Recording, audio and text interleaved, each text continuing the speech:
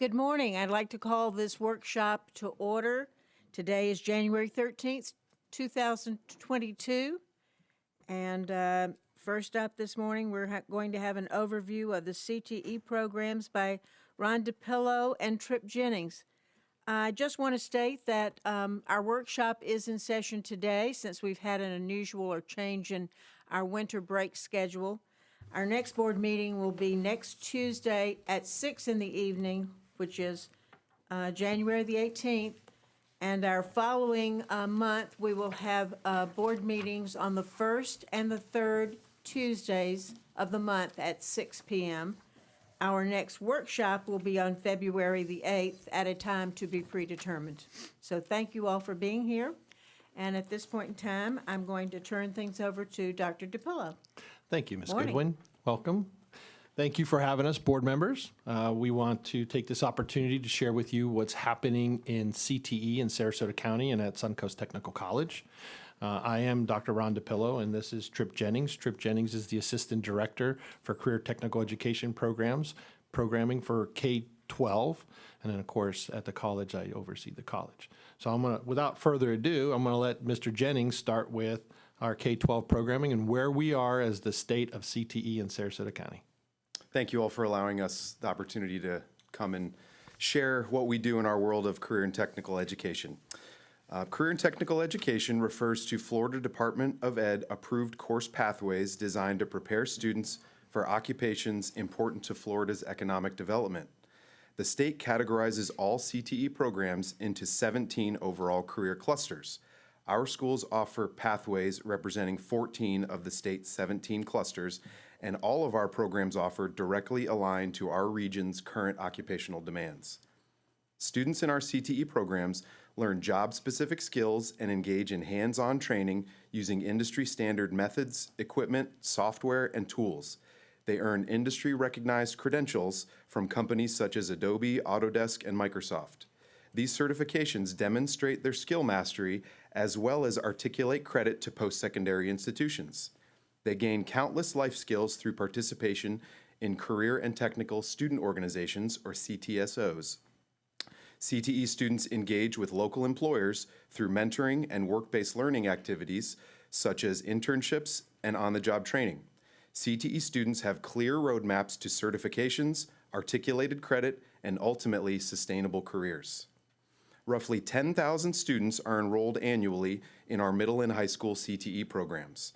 Over 500 high school students dual enroll at Suncoast Technical College every year. Nearly 60% of our high school graduates annually have taken at least one CTE course. Approximately 2,000 industry certifications are earned every year. Our 150 amazing CTE teachers bring invaluable industry experience, connections, and knowledge to our students and programs. At the elementary school level, there isn't formal Department of Ed provided CTE curriculum. However, our district's CTE department does support the learning and practicing of STEM principles, teamwork, leadership, problem solving, time management, troubleshooting, research and development, innovation, and creativity through 3D prototype designing and printing, VEX robotics kits and activities, and lessons on the fundamentals of coding. At the middle school level, our students are exploring and developing interest in careers through skill-based CTE coursework. Students are developing foundational, technical, and employability skills that they will build upon in middle school, high school, and beyond. Through DOE-supported curriculum, our middle school students take CTE courses in computer science, engineering, information technology, and agriculture. Middle school students earn industry-designed digital tool credentials in digital literacy, coding, cybersecurity, and more. Our middle school students also engage in hands-on activities using industry-standard practices, equipment, and software. Student organization, CTSO, organizations, chapters are at every middle school. Through participation in these organizations, students practice life skills including improved communications, setting and achieving goals, stress management, self-confidence, and developing a sense of community and volunteerism. Online career exploration modules are completed by every middle school student annually with support of our career advisors.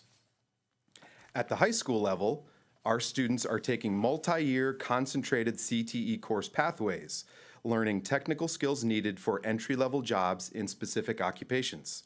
They get hands-on experience with current industry standard equipment, software, tools, and facilities. They earn industry-recognized credentials and credits that articulate toward college degrees as well as bolster their skills and resumes. Local employers provide guidance and support through Program Advisory Board participation. Work-based learning opportunities are available for our high school students that include on-the-job training, or OJT, internships, and student-run enterprises, and job shadowing. We have CTSO, Career and Technical Student Organization, participation at every high school. That's through 6 different organizations. FBLA, Future Business Leaders of America; FFA, Future Farmers of America; HOSA, Health Occupation Students of America; FFEA, Florida Future Educators of America; Skills USA; and TSA, the Technology Student Association. Further, we have College and Career Center or Student Success Centers at all of our high schools. Career and Technical Education also provides excellent learning options that are appealing for students who might otherwise be under-supported or at risk of leaving school. So what's next for CTE K-12? Earlier this year, we signed an agreement with PGTI, a local manufacturer, in which students earn credit while participating in work-based learning at PGTI's facility.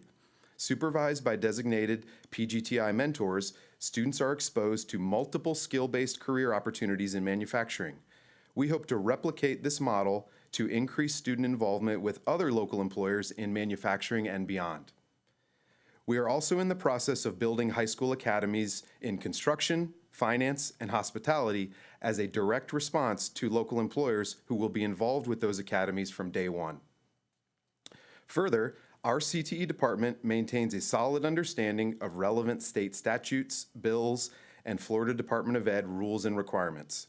Our governor wants Florida to be #1 in workforce education, so with that comes a heightened focus on CTE at the state level on down, which comes with a need for us to stay informed. With the help of increased strong partnerships with our local employers, we will continue to offer CTE pathways with recognized career skill training, industry certifications, articulated post-secondary credit, and pathways to careers. With career skill-focused curriculum and instruction, CTE is a major component of our district's new strategic plan, specifically Goal 1 Strategy 5, which reads, "Equip all students for life readiness through access to accelerated, specialized, college, and career-focused instructional opportunities." Now, Dr. DePillo will let you know what's going on at Suncoast Technical College. So as you heard Mr. Jennings state, Goal 1, Strategy 5, the last part of that is career-focused instructional opportunities. Suncoast Technical College is an integral part of meeting that goal because annually at STC, we enroll around 4,000 students in over 30 career certificate programs in continuing education, apprenticeships, and adult general education.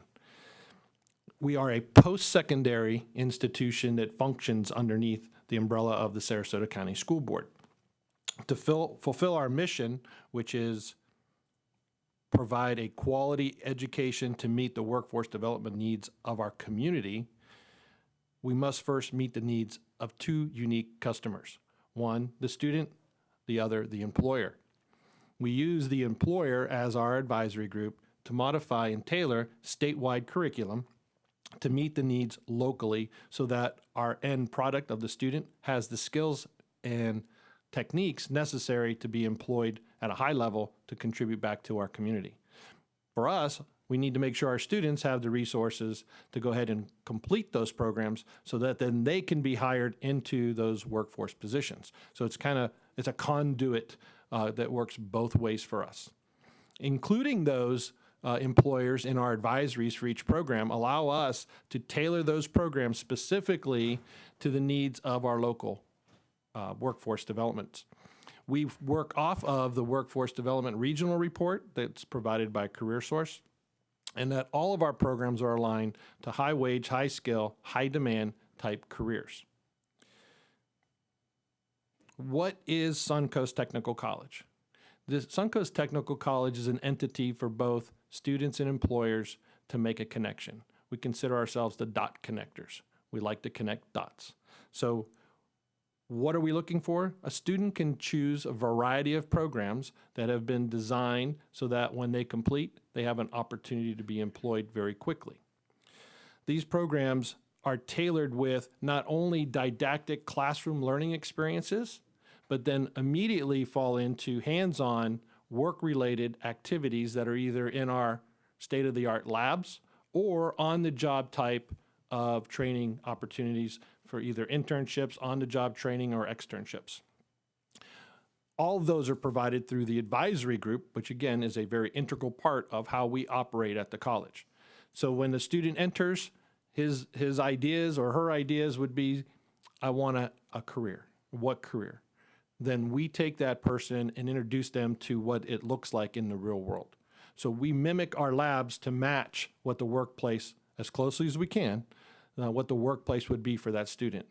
And to the extreme of, if you've been on campus and visited our medical labs, I mean, our operating room and surgical tech rooms are designed by our local hospitals and facilities and have equipment that is even placed in the same location it would be in the workplace. So that when that student goes through that 1,200 or 1,400 hour program, when they turn left, there's going to be what's there in the lab that's going to be the same thing it's going to be in their workplace. So it's down almost to the clinical side of how accurate our workplaces or our labs match our workplaces. Our students come from a variety of backgrounds, time and place. Some students continue from high school in our dual enrollment program. As Mr. Jennings says, we have upwards of 500 high school students on campus at any time taking courses that are post-secondary, accelerated courses that allow them to enter the workforce upon graduation. We have students, and if you look at our fact sheet, you can see we have students all the way up to age 74.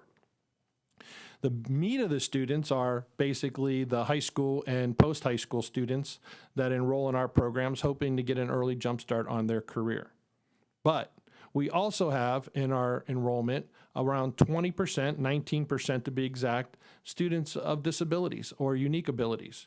And of that, district-wide, I understand, and I got the number from Ms. Figueredo-Alberts, district-wide, we only have 15% of our population with exceptionalities, and at STC, we're at about 19%. So it is attractive to those students who have unique abilities, that hands-on learning, and we welcome that. We also have a specific program designed for those with intellectual disabilities that we piloted this year and we brought before you earlier on. It's been, at this time, most successful and recognized by Representative Stubbe that we have our C2AC, Careers to Culinary Arts. And in that program, there are students who are on access points from our local high schools that attend a half a day at our school and learn about culinary arts, the front house and the back house, hospitality side, and that are actually preparing meals for events. And they will be catering our open house coming up on February 3rd for our tiny home VIP celebration. So that's exciting. So the diversity goes across the board, and you'll see our CTE demographic, or at least the STC demographic breakdown. We are very well open to diversity, and you'll see that we exceed or meet many of the demographics that are in our county. We do recruit in North Sarasota, South Sarasota. We recruit in South Sarasota County. We look for opportunities for those students who are at risk and that need this opportunity because they maybe didn't find a home in the curriculum of core curriculum areas or want to go on to a four-year program.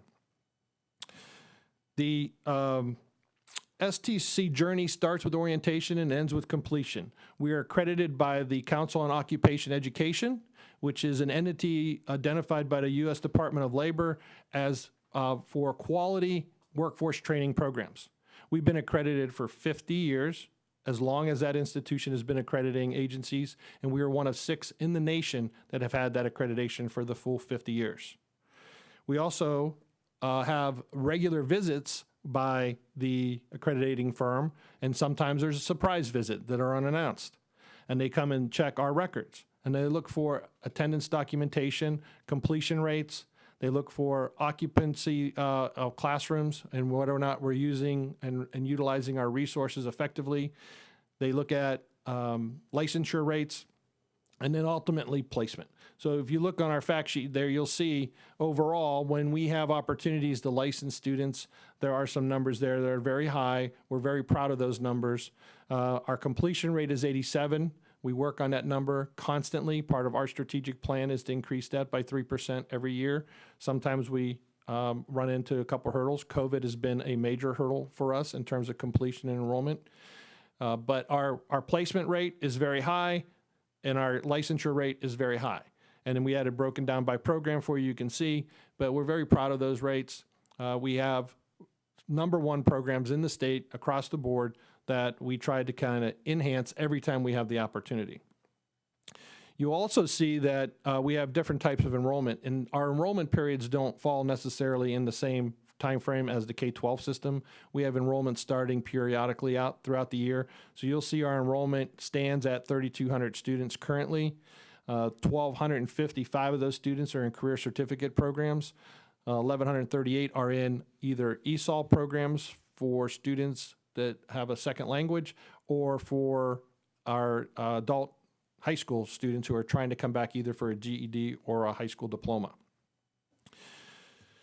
So with that said, STC has an amazing opportunity for our students, either whether leaving high school or for a career change, to also make a life change for them and their families.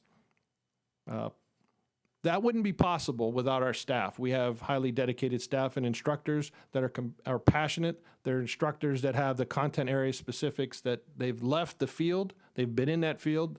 We consider them experts. They bring that talent to the classroom. Without that connection, we would have people reading from a book and not actually teaching students what it's like to be on the job site.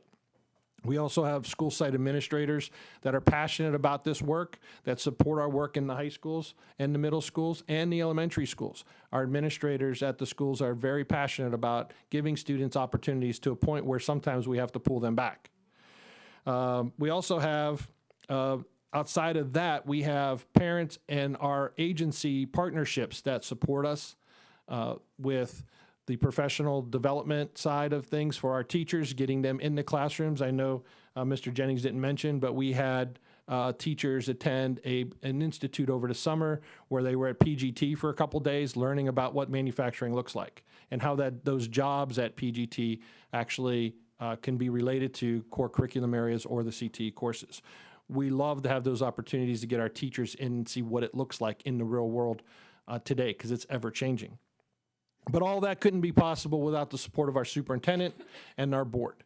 So by you supporting us and our mission and vision, and with the resources that you allocate, we are able to accomplish this. This is your school. This is the Sarasota County School. This is their programs. This is your programs that you provide. We're just lucky enough to be the ones managing through these wonderful programs. So if you have any questions on the fact sheets or about what we do at STC, we would love to honor you with some great answers. Well, I'm going to kick things off first, if I might. You mentioned, and I'll ask some questions, and then I'll pass it around, and we can ask multiple questions at one time. You said that we offer 14 of 17 clusters. What are the 3 we do not offer, and why? Government is one of them, which has jobs in public works, and that we just haven't. Mm-hmm. There was a public work academy at SCTI several years ago. So that's one of them. We don't have any of those programs at our high schools. Energy is another one of the categories that we don't have. That's technicians working specifically on energy-related. Not to be confused with air conditioning.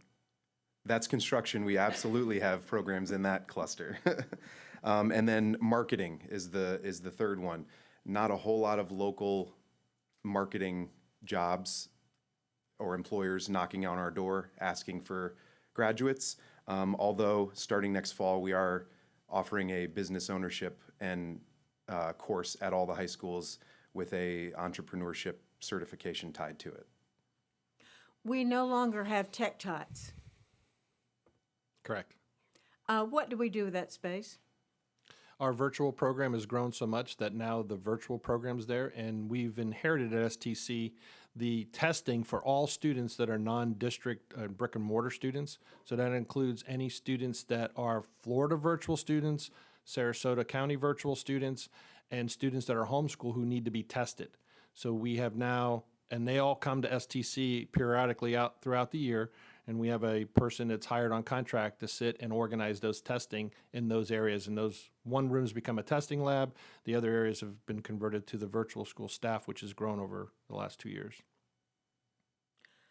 Teachers still tell me that we are not doing enough in the academy area, and I know we're just starting up with some of those now. What do we think are the next steps that we'll be doing with the high schools? So academy word has many definitions and many ideas of what that word entails.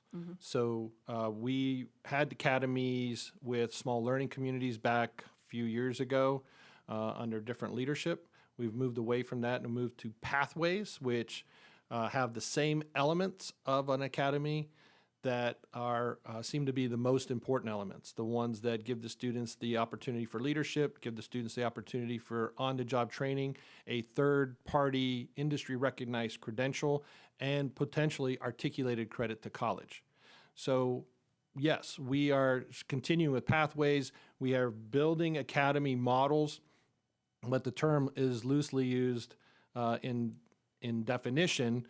But when we talk about pathways and academies, if we're talking about building relationships with students and theming them, we have difficulty in creating themed courses outside of the CTE courses, but it's still possible, and we're working on that in several areas right now to see if we can do it on a limited scale. I think the key is moving forward, we're looking more closely at listening to and involving the local employers, because they'll say, we need more people interested in manufacturing. How do we do that? Okay, let's figure that out. That is how the PGTI partnership started. So moving forward, I'm going to make sure that there's a enhanced focus on employer connections from the beginning, following all the way through programs. Well, I'm, very interested in anything that you all do, because when I was a teacher, back today, I would have been a teacher at STC. And I can remember when we changed the name to Suncoast Technical College and what an effort that was, and going around the state and talking to other school board members to see if they were doing the same thing. Because if you remember, we tried to do it statewide and it fell through the legislature, so we all kind of went out and did our own. And how many school board members didn't really know what was going on in this space.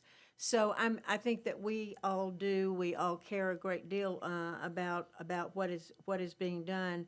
And I know I have a meeting tomorrow with Tripp to talk about agriculture and some other things that are important, I think, to our community. I think you all are doing a terrific job. Hats off to Dr. DiPillo for your leadership, Tripp for your leadership. I hear great things about things that are being done at the college and around the schools every time I go into a school. So, you've got my support always, and I just want to thank you for the hard work. In closing, my last question, if you had a wish list, what would be at the top of your wish list for the next year? We'll talk tomorrow about the agriculture program. Okay. We struggle with the finances from the state. I mean, that's the haunting piece that I have. Would you please mention that a little bit again? The workforce development fund allocation that comes down from the state. The governor has recently put in a statement that he wants the schools to be 100% funded. Currently, STC's funded at 84% of its need for the last 2.5, 3 years, which amounted to about $4.7 million shortage in our funds from the state. So we are struggling through that. Our numbers dictate a little bit more funding, but there is an appropriation committee at the level that is outside of our control that decides how to divvy up the large part of money. And so we've ended up on the short side of that for a couple years now. We were on the high side for a few years. Yeah. and now we're on the bottom side, but Right. we've expanded to meet local workforce needs. We've increased our trades programs dramatically to try to help that, but the money has not followed those programs, even with the 3-year rolling average. So we're operating at a higher number than even our 3-year funded number should be, and they're giving us 84%. So we'll continue to do what's right for students in our local economy. We're going to try to continue through that, but we'll need your support when, the numbers get tough. Part of that was cutting back programs that weren't meeting the state's audit or the comprehensive local needs assessment on career technical programs. One of those happened to be early childhood, vet assisting. Those type of programs that aren't meeting the criteria to be on the list, we've slowly trimmed those with low enrollment and tried to cut back on some of the cost of those programs and cut back on that staffing model. But then as soon as that happens, we try to expand our trade programs or automotive programs or healthcare programs where we cannot meet the need quickly enough for workforce. Thank you. First up, Karen Rose. Thank you, Madam Chair. I just want to echo Mrs. Goodwin in that I'm extraordinarily happy with that you're working with local employers and needs. I think it's a win-win for students and our local economy, and I thank you for that. I think that your leadership with Dr. Asplin is making huge headway, whether it's the pathways or the academies, and listening to teachers and the community, and it's a win-win all the way around, and I just want to recognize that. When I look at the middle schools and the career advisors that were funded to go in there when I was an executive director, I just want to make sure and note that not only those roles and how important they are to get things moving in middle school, but also our curriculum specialist at the district level. I just want to make sure that we as a board are considering, and Dr. Asplin is, what we do with substitutes in these COVID challenges and any others that surface, that we're looking at having plentiful substitutes, that the people that are in those roles can continue to grow your programs as well as our curriculum and performance. So how we handle subs and not be putting curriculum specialists or career advisors in all of those folks into classrooms during these challenges, I think is a worthy discussion, that we keep the focus on the growth that you folks are doing so extraordinarily well. When you referenced special education students, is there anything in is there any plan to increase opportunities for special education students with supports in the academies, the pathways, in dual enrollment at Suncoast College, as well as twofold with that? I'm not completely confident that our community at large is aware of the opportunities in careers and the salaries and lifetime career opportunities that exist. Is there any information on your webpage or our webpage? I think that Career Edge, or there's some local workforce organization that puts out those salaries in conjunction with the opportunities that you might, because I think that everybody thinks that college is the first and best choice, and there's some fabulous careers with some extraordinarily great salaries. So ESE yep. and knowledge to the community, please. Let me just start with the last one, the salaries. We did a fact sheet that showed where the money is. The best way to get that information is from the webpage. Our social media with Facebook, we're doing some advertisement, forced advertisement with that to try to get people to come to our open house, which is February 3rd from 5 to 7 at the campus, the North Campus. There will be an open house there. We'll have our tiny home ribbon cutting there. There'll be opportunities to see all of the programs either through a type of expo site or visiting the labs themselves and getting in there and talking to students about what that program's like. So that is happening on February 3rd from 5 to 7, Proctor and Beneva. The ESE conversation with students with disabilities at the college level, that program that Sonia Figueroa Alberts and I have kind of guided along with the help of Kathleen Mattingly, is been more successful than we've thought. So with these students with these unique abilities, we're going to try to expand that program at the college level, giving them an opportunity to earn credentials that will get them employed. But it's very difficult because the programs have to be designed based on unique abilities and resourcefulness and self-starting. And so it's going to hit a segment of the population, but we're not covering all of the population of students with disabilities yet. We're getting there. We're diving down into and trying to create programs so that they're achievable and yet productive and valuable. And that's been the challenge. Well, and I thank you, and I really appreciate that, and I think it's a great start.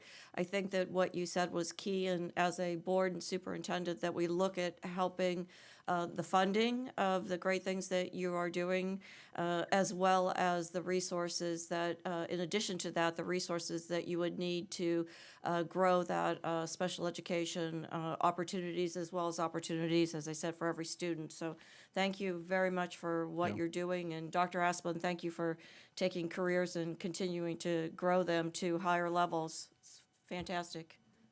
I'll add, on the CTE K-12 fact sheet, you can see 24% of current students enrolled have some kind of exceptionality. That's today. So as we look through some of the activities and strategies associated with the new strategic plan, we will have a focused analysis on special populations and how can we get them access and involvement in more career education. Awesome. Thank you. Thank you. Next up, Bridget Ziegler. Thank you. I'm going to be, there's a lot I could talk through because this is a very exciting area, and I'm so glad we have a focus on it. I know that we've been leading the state, as Mrs. Goodwin said, for years, but it's exciting to see over time more and more people, like the stigma kind of go away and understanding the necessity, and the skills gap is very real. And it's exciting even at the state level, as you mentioned, Governor DeSantis being highly prioritized on this as far as the budget goes. And so what I wanted to ask was in specific, and I know the funding piece, and I didn't know it was 84%. And I know we've talked about trying to see that legislation change over year over year over year about the 3-year rolling average. But is there, where are you right now, or what can we do to help when it comes to whether it be appropriations, supporting the budget push that he has for what I think it's the pathways to career opportunities, and then consumer first workforce. What can we do to help, one, put us in a better position to get those grants or achieve some additional appropriations for STC? So we've been in the process of over time trying to navigate slowly and carefully, not to walk too heavy in terms of, maybe burning a couple bridges by being too forceful in our presentation. We've been asking politely. At this point in time, we have gotten to a point where we are going to solicit our business partners and the people involved to hire our students and to see the value in what career technical education and what Suncoast Technical College is doing as a letter of support, forwarding it to our legislative representatives and the governor's office, just pleading our case. Please listen, we need the voice. From what I understand, many of our representatives are freshmen or sophomores. They don't have a lot of influence in committee yet, but there are some to do. And so I will send, if it's okay with Dr. Asplund, I'll forward my letter and what that entails and the fact sheet that shows where we've been funded and how it looks for the last several years. Yeah. And so then if my request would be the same. If you have any influence at any door, please push that influence to see if we can get some kind of remedy to the fact that I feel like the taxpayers in Sarasota County have been getting shorted for the last 4 years because they're not getting their fair share of that money. That is their money. And so how does that happen? And so the governor has taken an initial step to remove that allocation committee from legislature and move it to more of a funding committee made up of technical center directors, which is a good move. I don't know if that's going to happen or not, but that was his proposition. Right. That would be very helpful to us. As far as grants go, grants are great for getting started, programs started and kick-started and getting them going, but they're not sustainable unless we have our sustainable money. And our general fund covers a lot of it, but the workforce fund is what's there to go ahead and provide that ongoing reoccurring cost to cover administration, to cover the salaries of our employees. But we did recently, we just have the dual enrollment grant that we received. It's Expand Dual Enrollment, and we're going to be proposing that narrative very shortly. But it's a grant that's about $400,000 to allow us to expand some dual enrollment opportunities, both North and South County. Okay, well, so yes, please send that our way, because I Yeah, think that's really, absolutely. really important. I think this is an optimal time to Yep. do it. And then second was, well, I should have two more. So as far as getting more with PGTI, for example, but expanding those relationships with our business partners, what help do you, if anything, that you guys need to grow that? Because again, I see it, and I know all of us do. There's such a desire. I mean, people, there's a massive skills gap. We have tons of job openings, but we don't have the workforce to support it. And then you think of what a great opportunity. We have the facility. We have great, educational leaders there, and getting students in earlier, making them aware of that. But what additional help can we do for you guys in that space? I would say any kind of connections you have in the community with local employers. Tom Edwards hands me a business card every now and then and says, hey, here's a lead for you. Yeah. The more of that, the better. We try and do the same thing. But yeah, any type of, you hear something from a local employer, wow, we really need more people in our kitchens or whatever it might be, pass that right over to us. And that's how the PGTI agreement started, was a conversation of, we got the skills gap, people are retiring, how can we get kids more interested in this program?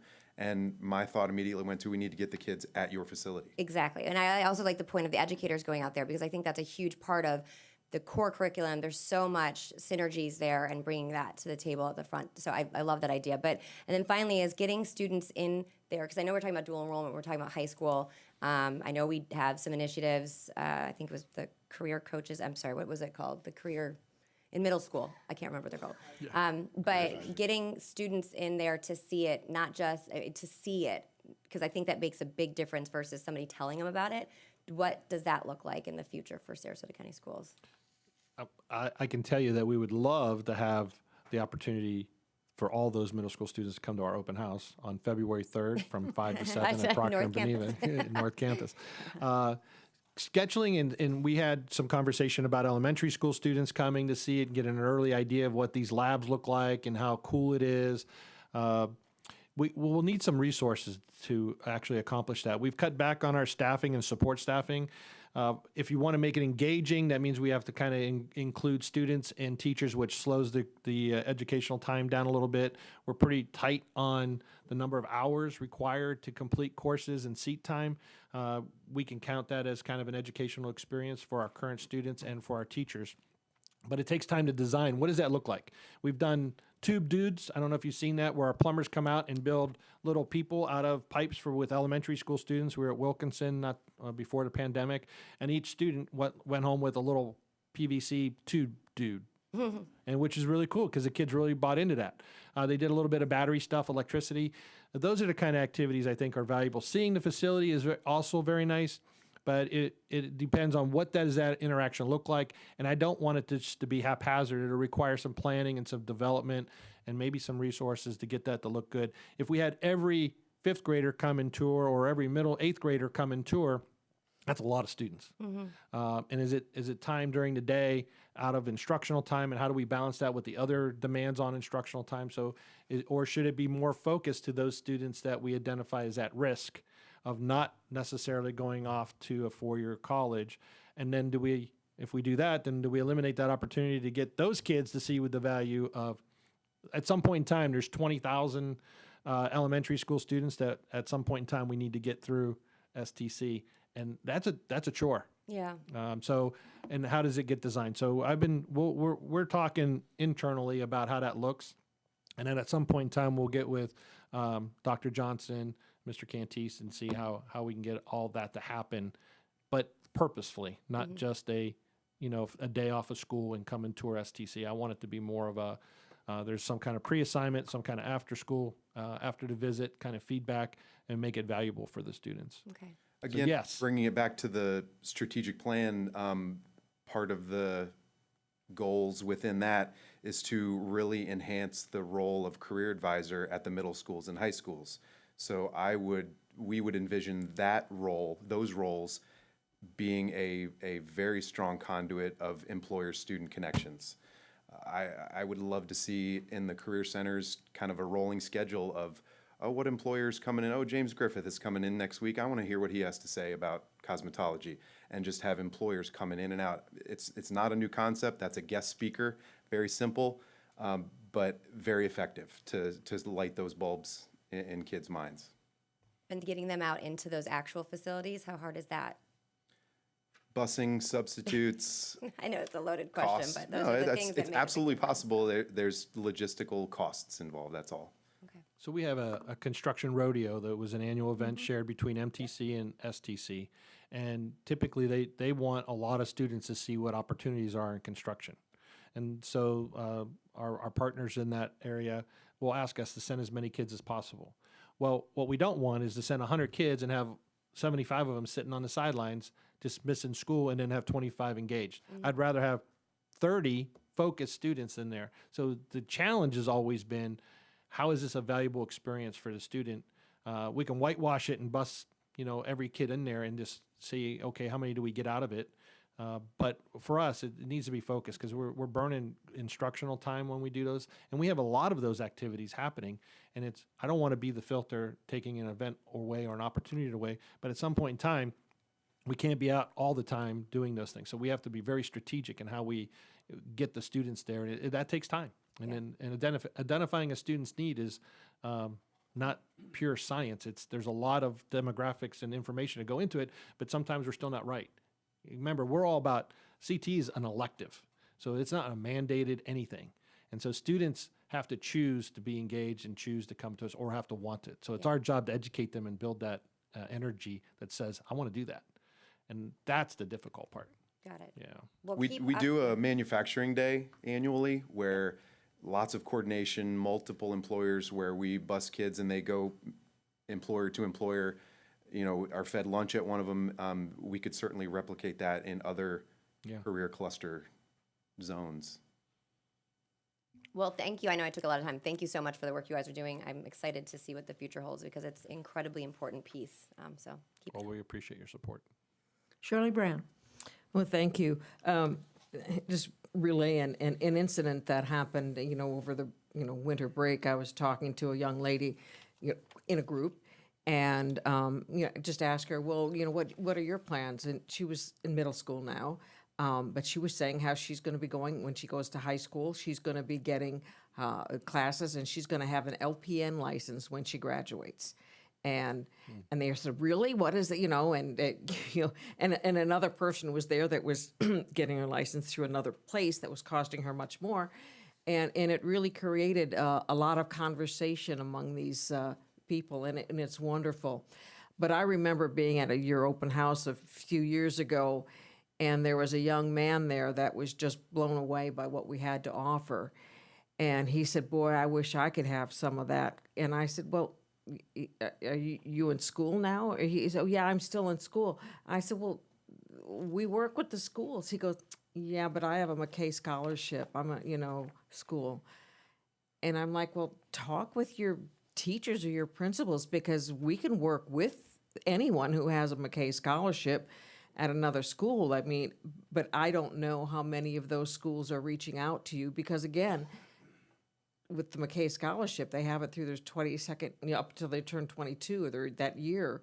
And they're supposed to be helping them prepare. And I would hope that there was more interaction with you and some of those schools. But I don't know if any of them have reached out at all. We do at STC. Yes. We have charter schools attending, private schools attending, Florida virtual school students attending. So yes, they do reach out. We Yeah, have- so it is open to everyone and they can come in. Great. Yes, there are different requirements for different Right. types of students, but yes, if they're a public school student, they can come as a dual enrolled student. Thank you. Thank you, Shirley. And Tom Edwards. I'll go quickly because I know we do a lot of work together. The first thing is I want to wish everyone a Happy New Year. Fellow board members, folks out there, Happy New Year. I loved what you said, Tripp, about the Career Success Centers because those are conversations that I've been having with Dr. Asplin. There's so much more that we can be doing to connect the work that you're talking about in terms of career exposure that could happen with the Career Success Centers in conjunction with the work that you're doing. And I think that we have some work to do in those centers to get them up to speed to enhance exactly what it is that you're doing. Next, from my perspective, one of the things that I learned as a board member, we went to those incredible town halls that Dr. Asplund set up, and one of the things that blew me away was that on almost every town hall, someone was asking for more trades work. Why aren't we working with our students and exposing them to the trades? And then I met with you guys, and you're booked. I mean, you've got stuff going, so what are we doing wrong? So to Ms. Rose's point, the community isn't aware always about what it is that we're doing. But at the same time, the dual enrollment, as much as that helps, it's cumbersome for our students. So trying to get it to the schools, get it to where the students are, I think that's another big place that matters to how we're doing it, and finding those employers. Because I think that 84% that you talk about is a pretty standard benchmark that we're going to experience as we try to expand and change outcomes for our students. We have to find those employers that have the ability to supplement that dollar figure to make sure that and help our employers find the right employees. So I think it's a win-win situation. One last thing that I'd like us to all think about, which I think would help us advance our cause, is I love that we take a yardstick for our graduation rates. That's a wonderful benchmark. But I really would like to see our benchmark change to how we look at the student outcome, meaning at the end of their 12-year career with us, can we look at 100% employed, enlisted, or enrolled? And that's a combination of the kind of work that you're providing and with the Career Success Centers. So I just throw that out there as food for thought. Great work, guys. Thanks. Thank you, Tom. Quickly, Shirley Brown. The Northport, Northport STC, how is that working? Is that moving along as you expected, or enrollment? Yes. Pre-pandemic, we were practically full. Pandemic has set back. We have some empty seats available, but we're continuing. Part of this dual enrollment grant, we're going to expand a program down there and create a classroom setting that the grant will pay for. But right now, it's at capacity. Remember, there's only 4 programs down there. And so it's very difficult to kind of grow into when you're constrained into 4 programs. And so there's always been this opportunity for the final phase to get us to a place where we had the 8 programs that I think were initially designed for that school. And we're a little bit behind schedule. Pandemic happened and had something to do with it. I guess there's some safety and security dollars that had to go out a couple years ago to create some things. So we're ready. We're at a point where we have enough enrollment in the building. There is a large demand in South County, and with their infrastructure grant that they just received from the governor, they're going to be laying groundwork for industry to roll in there with 9,600 jobs in the next 5 or 6 years. So we're not in a position to fulfill the need for workforce for that at this moment, but I think we have a great opportunity to get ahead of that before that all happens. So Well, at good, some and I point- hope we are get ahead of it. Thank you. Yeah, we're talking about it all the time. It's just we keep moving to the right. Add to that wish list you asked about a phase 2 expansion of STC North. There you go. Right. Amen. I look forward to that. So I want to thank you both for being Thank there. you. And so noted, February 3rd, Ron, you might want to mention that one more time. So February 3rd, open house, a spring into the new, and it could be the new career or new year, but it's spring into the new. Come to STC on February 3rd from 5 to 7 and experience what STC has to offer. We'll also be doing our And ribbon the little cutting house. of our tiny house, which was a project for all of the trades that was funded through some local funders, and we'll be celebrating that at 5 o'clock with a big cutting, and you'll get to see what the tiny home is. And we're going to use that tiny home as a recruitment tool. It's on a trailer. It'll be moved from school to school, recruiting students into the trades to a couple different expo events that are hiring events, and we'll showcase what our training can actually do for somebody and what the outcome is really like. So our students are very proud of it, and so are our instructors. One more plug for February 3rd. During the day, that can be your evening event. During the day is the Experience Engineering Luncheon at STC, where we invite local manufacturing employers and engineers to come and have time to sit down and dialogue with students. So that will be during the day on February 3rd, where we welcome you all to check that out. And I'm sure you both will be at the convocation next week. So you might want to mention both of those opportunities at the convocation. Happy New Year and thank you. Thank you. Thank you for your support. Next up, we have challenged material process, and to tell us a little bit about this is Sue Meckler and Ron Manoogian. And Chris Renoff.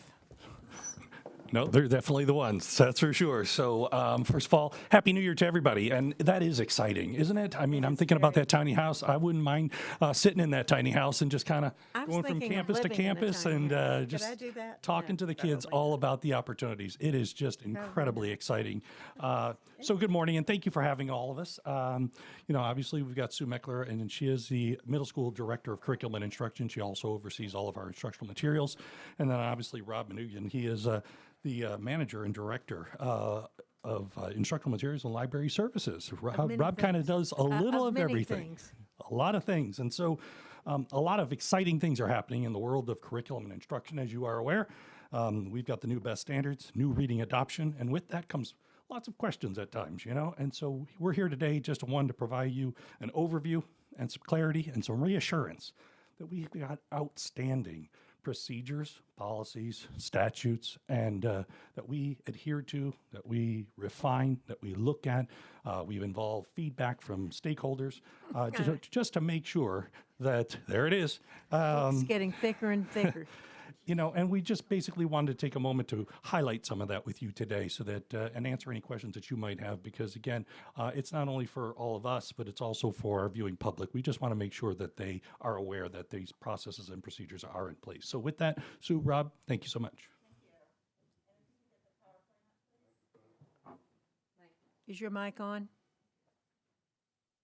Now it is. Thank you. So again, Happy New Year to all of you, and thank you for allowing us to share this information related to instructional materials, particularly challenged materials, and an update on our math textbook adoption. I want to start by prefacing that there's a great deal of words on these slides, which is not our normal mode of operation. But that was very intentional. We wanted to be sure we captured the language of the state statutes for both you and our workshop viewers. We will not be reading the statutes word for word, but rather synthesizing the key ideas from them. Next, please. We want to assure you that, as Chris said, our alignment is with all state statutes and laws, which includes our district policies and the associated procedures. We monitor the legislative sessions, and we will make new changes as board rules and/or state statutes are added or modified. New statutes usually become effective July 1 of each calendar year, and that's when we make sure that we are up to par on any of those changes that are needed. As you know, the school board is responsible for the content of all instructional materials and any other materials used in a classroom, made available in a school library, or included on a reading list, whether adopted from our state adopted instructional materials list or otherwise purchased or made available. Our core adoptions for ELA, math, science, and social studies are always reviewed and selected from the state-adopted list.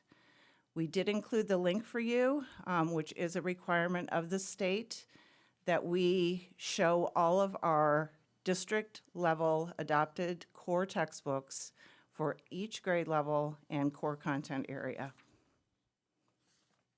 Next. We wanted to reference School Board Policy 4.30 because that is the policy that provides the specific procedures we use when a parent of a public school student or a resident of Sarasota County objects to the use of any specific instructional material or materials accessed in our media center. Rob will discuss those procedures we have in place in depth in just a few minutes. If the school board finds that an instructional material contains prohibited content or is unsuitable or inappropriate for any grade level or age group, the use of that said material will be discontinued for that grade level or repurposed to another level if deemed appropriate. Again, School Board Policy 4.30 provides the specific guidelines for challenged materials. This is for specific content within an adopted core textbook, ancillary materials, or specific materials accessed in our school media centers. Rob will now review that process for each situation with both you and our viewers as to what takes place at the school and district levels. Thank you, Sue. Sure. Again, thank you all for having us today. I always welcome the opportunity to have these conversations with any or all of you as necessary. And I wanted to talk to you, like Sue said, and kind of explain and work through our challenge process as they take place. So instructional materials challenges can take place in several different ways. One way is embedded within the formal textbook adoption process. Following the school board's approval of a new textbook adoption, formal challenges can be heard within 30 calendar days. If no formal challenges are received within those 30 days, the adoption is considered final, and no further challenges can be heard. I do need to note that there are exceptions to that, and when we say that the board, that no further challenges can be heard, that's on the adoption itself, and programmatically, it doesn't speak. The exceptions would fall to any piece of text, like with the ELA, if a parent has a concern or a citizen has a concern with a piece of text within the adoption, they can always bring that forward as a concern, but the adoption itself has been approved and no one can challenge the adoption as a whole. Another way is through the school-based instructional materials challenge process. So instructional materials challenges or objections begin with a parent who registers a concern with school staff. The process begins with a conversation between school administrator and the complainant. Based on the results of that conversation, the potential does exist for the issue to be resolved at that time, and thereby ending the process. However, if it may become necessary to continue the process, which we will review in just a minute.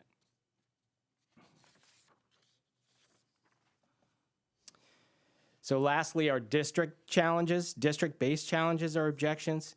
And as with school-based instructional materials challenges or objections, district-based challenges are raised by residents of Sarasota County who do not have children that attend our districted schools.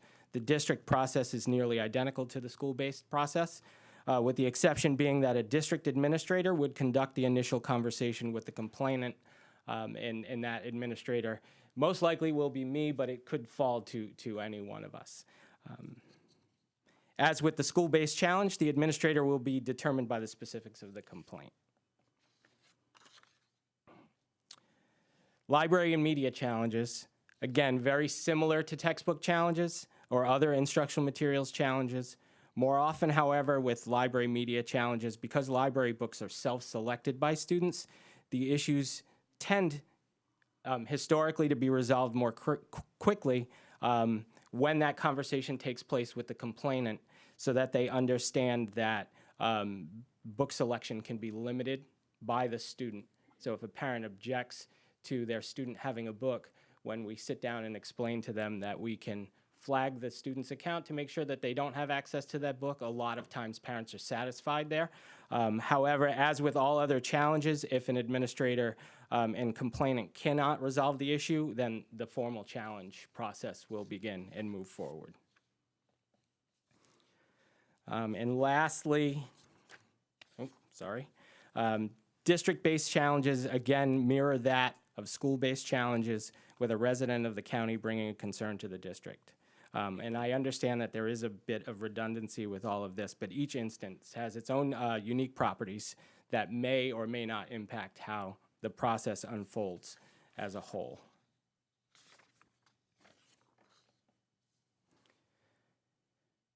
So in discussing the formal challenge process in and of itself as a whole, I explained a little bit about how they work, but to discuss the process itself, Although conversations with district and/or school administration are considered part of the challenge process, a challenge is not considered formally started until complainants submit the necessary paperwork to either the school or district administrator overseeing the process. I will tell you that, again, in my experience, there are many conversations Mr. Renoff has had, Sue has had, I have had with members of the public who call and are concerned. And when we have that opportunity to have those conversations with them, they're satisfied at that point, and we offer them the opportunity if they would like to begin the formal process, and oftentimes they do not. So it is important to note that it's the responsibility of the complainant to demonstrate how the material in question does violate statute and warrant their complaint.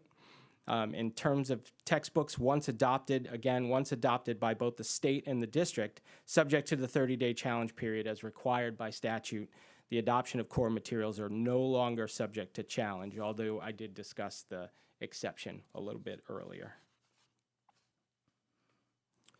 So the formal process itself, both school and district challenges are very similar in scope and process. However, district-initiated challenges begin at the district level, and that's why we referenced community members versus parents of students that attend our schools. So we ask when they bring a concern forward that it's initiated at the school level, whereas a community member who doesn't have a student in our schools, it comes right to the district and skips the districted school. That has been part of conversations in the past on how we were going to manage that, and I believe the decision has been that, rather than refer a community member who may live in the Riverview district to Riverview, where they're not familiar, they would come right to the district. So they do bypass that. I think it's important to note that they do bypass that level of the process. So a parent is bringing their concern to the school, and if the process moves forward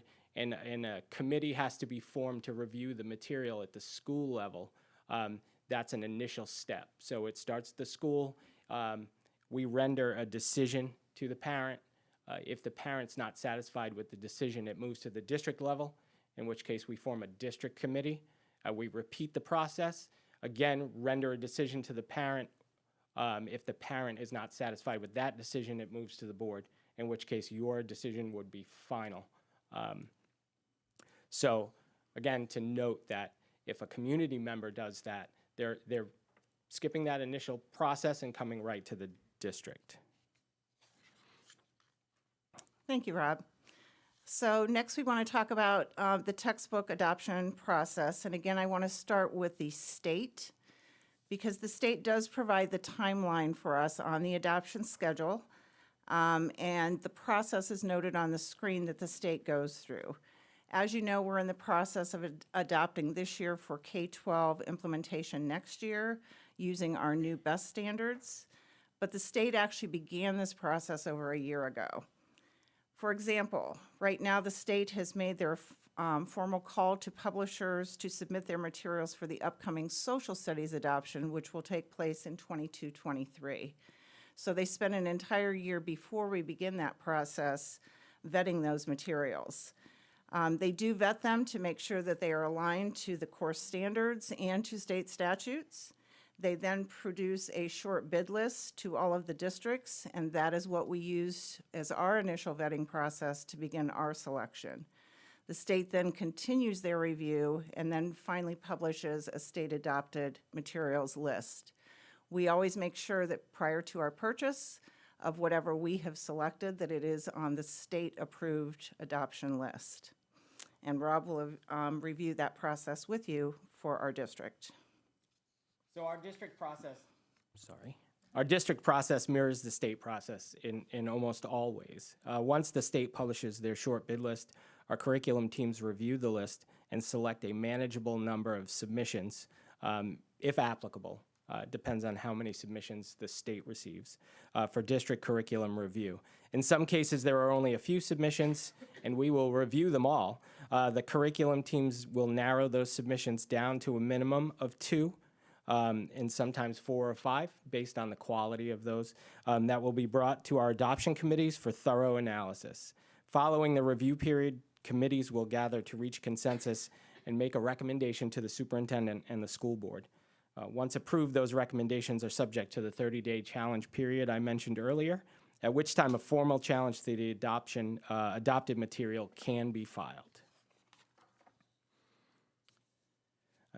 Committees will be evaluating samples and coordinating with all teachers, staff, and students at their school sites in order to conduct a thorough evaluation of the submissions, and will reconvene the week of February 8th to reach consensus and make a recommendation to the superintendent and the board. The formal objection or challenge window will open following the school board's approval of the recommended materials on or about March 8th.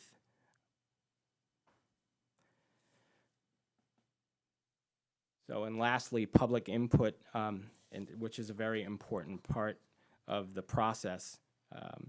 In terms of public input as it relates to the adoption process, we actively seek community members to be part of the process. In the past, we have reached out to former teachers, administrators, or community members that may have an intimate knowledge of either the subject area content or education in general, so they can lend their expertise to the process. Additionally, in compliance with the statutes, we post access to the recommended materials at least 20 days prior to the school board meeting and public comment being heard, which we had done on December 7th, I believe. For this year's math adoption materials have been made available on the district instructional materials page since November 4th and have been actively promoted via the district website, social media, and the Sarasota Herald Tribune in both print and the online versions. So I know we take great pride in the fact that we have a teacher-driven adoption process. And while we encourage district and school administrative participation, invite charter schools to the table, and welcome community input, our experts in the classrooms are the ones that drive the decision on the core materials they will use to assist in their instruction. Thank you. Thank you, Rob.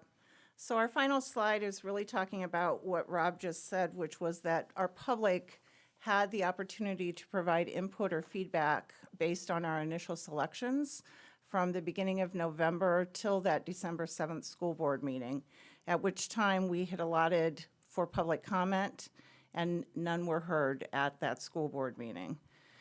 So we hope that this short presentation has provided clarity for all of you about our alignment to the Florida school laws and our policies and procedures related to challenging instructional materials and to our core textbook adoption process. And we thank you very much for your time. Thank you. First up with questions, we have Bridget Ziegler. Thank you, and thank you for going through this. I do know that there's a lot. Well, first of all, the presentation was beautiful. So I'm not a big fan of PowerPoints, but I thought that one was really good. Second is, I know there's a lot of work done behind the scenes, and so I appreciate this because there's no secret this topic nationally is very front and center. And so I understand the challenge aspect for the textbooks, but I think, and Dr. Aspin and I have spoken about this, and as is Mr. Renoff and myself, but so I understand the textbook standpoint. I think I want to drill down, and I know 4.22 is media material selection. I think that's really important, especially because, you know, predominantly our adoption is at the district level and it's for all. But then we talk about media centers and what's in there. And I know I've even spoken to some of our school-based administration, and it seems like there's some bit of a disconnect or not common awareness as to how who selects the books that are in our library. So can you talk us through that? And then, so I understand the challenged process, but I think it's helpful to understand how does it come to be whatever that a book is in our media centers and such. Rob and I just had this conversation. Oh, well, then it should be fresh.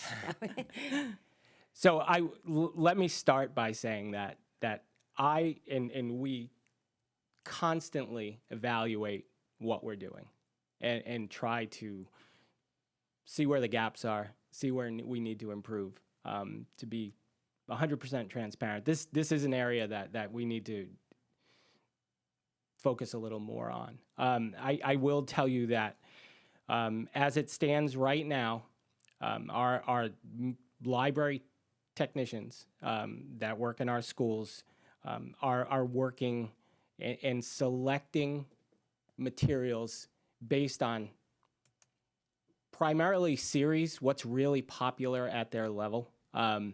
And in those types of books, I did just conduct another training at a meeting with them to ensure that when they're evaluating those materials they're selecting, they are age appropriate based on recommendations from ALA and those types of organizations. I have connected them with Common Sense Media, which is a parent advocate website, which I would encourage all of you to look at. It's a great site. I have them use it. What's the name of it again? It's Common Sense Media. Okay.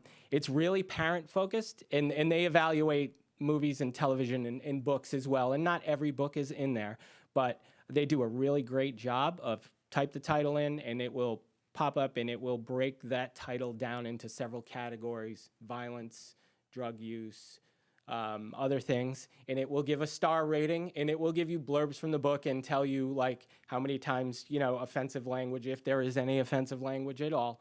And I think as we build up capacity in our libraries, they're really honing in. So it is something that we are working on.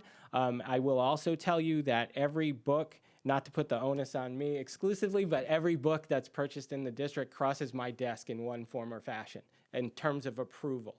Wow. And I will review the list and I'll look at it, and if there are titles that jump out at me, I will question and do a deep dive and look to see. I can't tell you that I analyze every single title that we purchase, but I do find that overall what our people are ordering at the schools, by and large, for the most part, especially at elementary, are those really popular series that kids have been reading for years, and it's just, the ongoing. But again, to reiterate, it is an area that we need to improve. Well, and I appreciate your honesty for that, and thank you. I mean, and I think, and that's the, onward and upward, right? So with that, I think it's important for the viewing public, and the conversations I've had is there's this balancing act. So what one family may not want, another family will, and so I'm not in support personally of what people would broadly use as a term like censoring. There's just this balance, and we need to have responsible. We understand that we are providing as a district availability or accessibility, and it doesn't mean it's being assigned, but it's available. I mean, so there's student-led selection as well.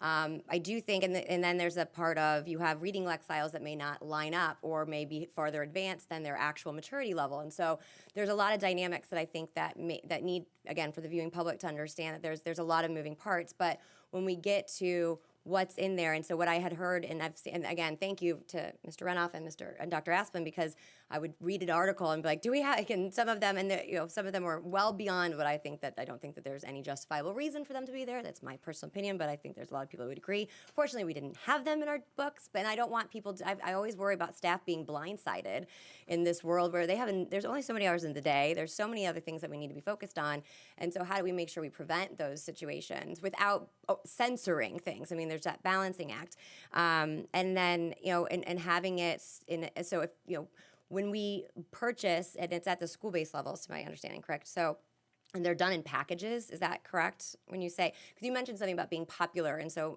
I've been told that sometimes you just buy a series or a package, and it's highly recommended. But that's, if you look at other districts across the country, this is where I think things are being snuck in, and then we have a whole litany of issues to deal with. So can you talk through that at all?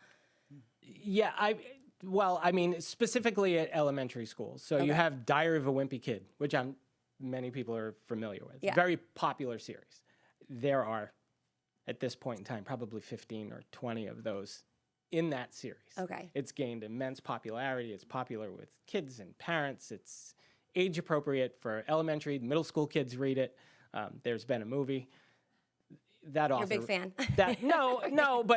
but at the same time, it's the one that jumps out at me. So every year, that author is pumping out another book in that series, and then with that, there are several other series that are constantly releasing the next chapter, the next piece, and I can confidently say that. Again, specifically at our elementary schools, that's what our people are focused on. Those are the books the kids are clamoring to get their hands on. And so when it comes down to them having the funds to make a purchase, that's where they're going. What do the kids really like, and what are they really reading? And they're buying the next series, 2 or 3 books. And then in addition to that, there are several new ones that pop up. So that tends to be the trend at elementary. And as libraries work in this district, and I'm sure others, as they venture into middle school and into high school, the reading shifts from reading for pleasure to reading for academics. And we see circulation decline a little bit. We see ordering decline a little bit. And so we see the focus of books. There's not as much ordering in the middle school and not as much ordering in the high school. And again, part of the training that I've been doing with our people is to make sure that they're looking, because there are many recommendations that overlap. So you will have books that are recommended grades 5-9, grades or ages 9 to 13. So you're overlapping from elementary to middle school. And I caution them and say, just remember, you have your 5th grade kids that are moving to middle school, but you also have your kindergartners in there. So when you're looking at a book that's recommended grades 5-9 or 5-8 or 5-7, that you're kind of focused. Remember, that's going to be on the shelf, and your 1st graders and your kindergartners are going to have access to those titles as well. So again, it's constantly a work in progress. And I would tell you, and I think it's important to add as well, we have some aging collections, and our staff, our library techs, our admins have been wonderful. They call me all the time. Hey, I had an elementary school find 2 middle school, very appropriate middle school books, older titles that were sitting on the shelf, hadn't been checked out in 12 years. And they were like, I don't know why we have these. They predated me being in this position. They were old. They were just sitting. I said, send them to me. I make sure they get to an appropriate place. So staff is very aware at the school level, and they're very proactive in saying, I'm not sure, what do we do? No, and I think that's important. I think, again, there's that broad aspect of understanding there's a variety of opinions and thoughts and what have you, and I don't want to stifle that on either side of whatever we're talking about. But making sure that I do believe it is our responsibility for making any content available, that it be lined up, appropriate. And I know, again, because I wanted to use library books as an example, because it seemed like there was a lot of different answers, I suppose, that I got. But the same would go from supplemental instructional material, and I don't want to take out a lot of time, and I don't know if we combined both these 2 agenda items in one, but is supplemental instructional material. And I know, again, Dr. Aspel and I have talked about that, Mr. Renoff, we have as well, especially when we do contracts with subscriptions and content aggregators and all of those items that are made available. What is that screening process look like? And that is probably more curriculum department, but. Right. So anything that is purchased that goes to Rob as part of the initial part of the process, anything that he's questioning whether it's appropriate or not, he will send to the curriculum directors, elementary, middle, or high. We then review it and possibly send it to one of our program specialists to dig deeper to really find out what is this material all about. And we're talking about a book at this point, or are we talking about It could be any kind of supplemental material. Okay. The one thing that we are working on, though, because we want to refine that process as well, is in a couple of weeks at the principals meeting, we're going to be sharing a form that we've developed that kind of outlines the process for requesting materials that are not part of state adopted and that it would be considered ancillary or supplemental, including things like, does it require tech support? Because if it does, then do we have the support to sustain that?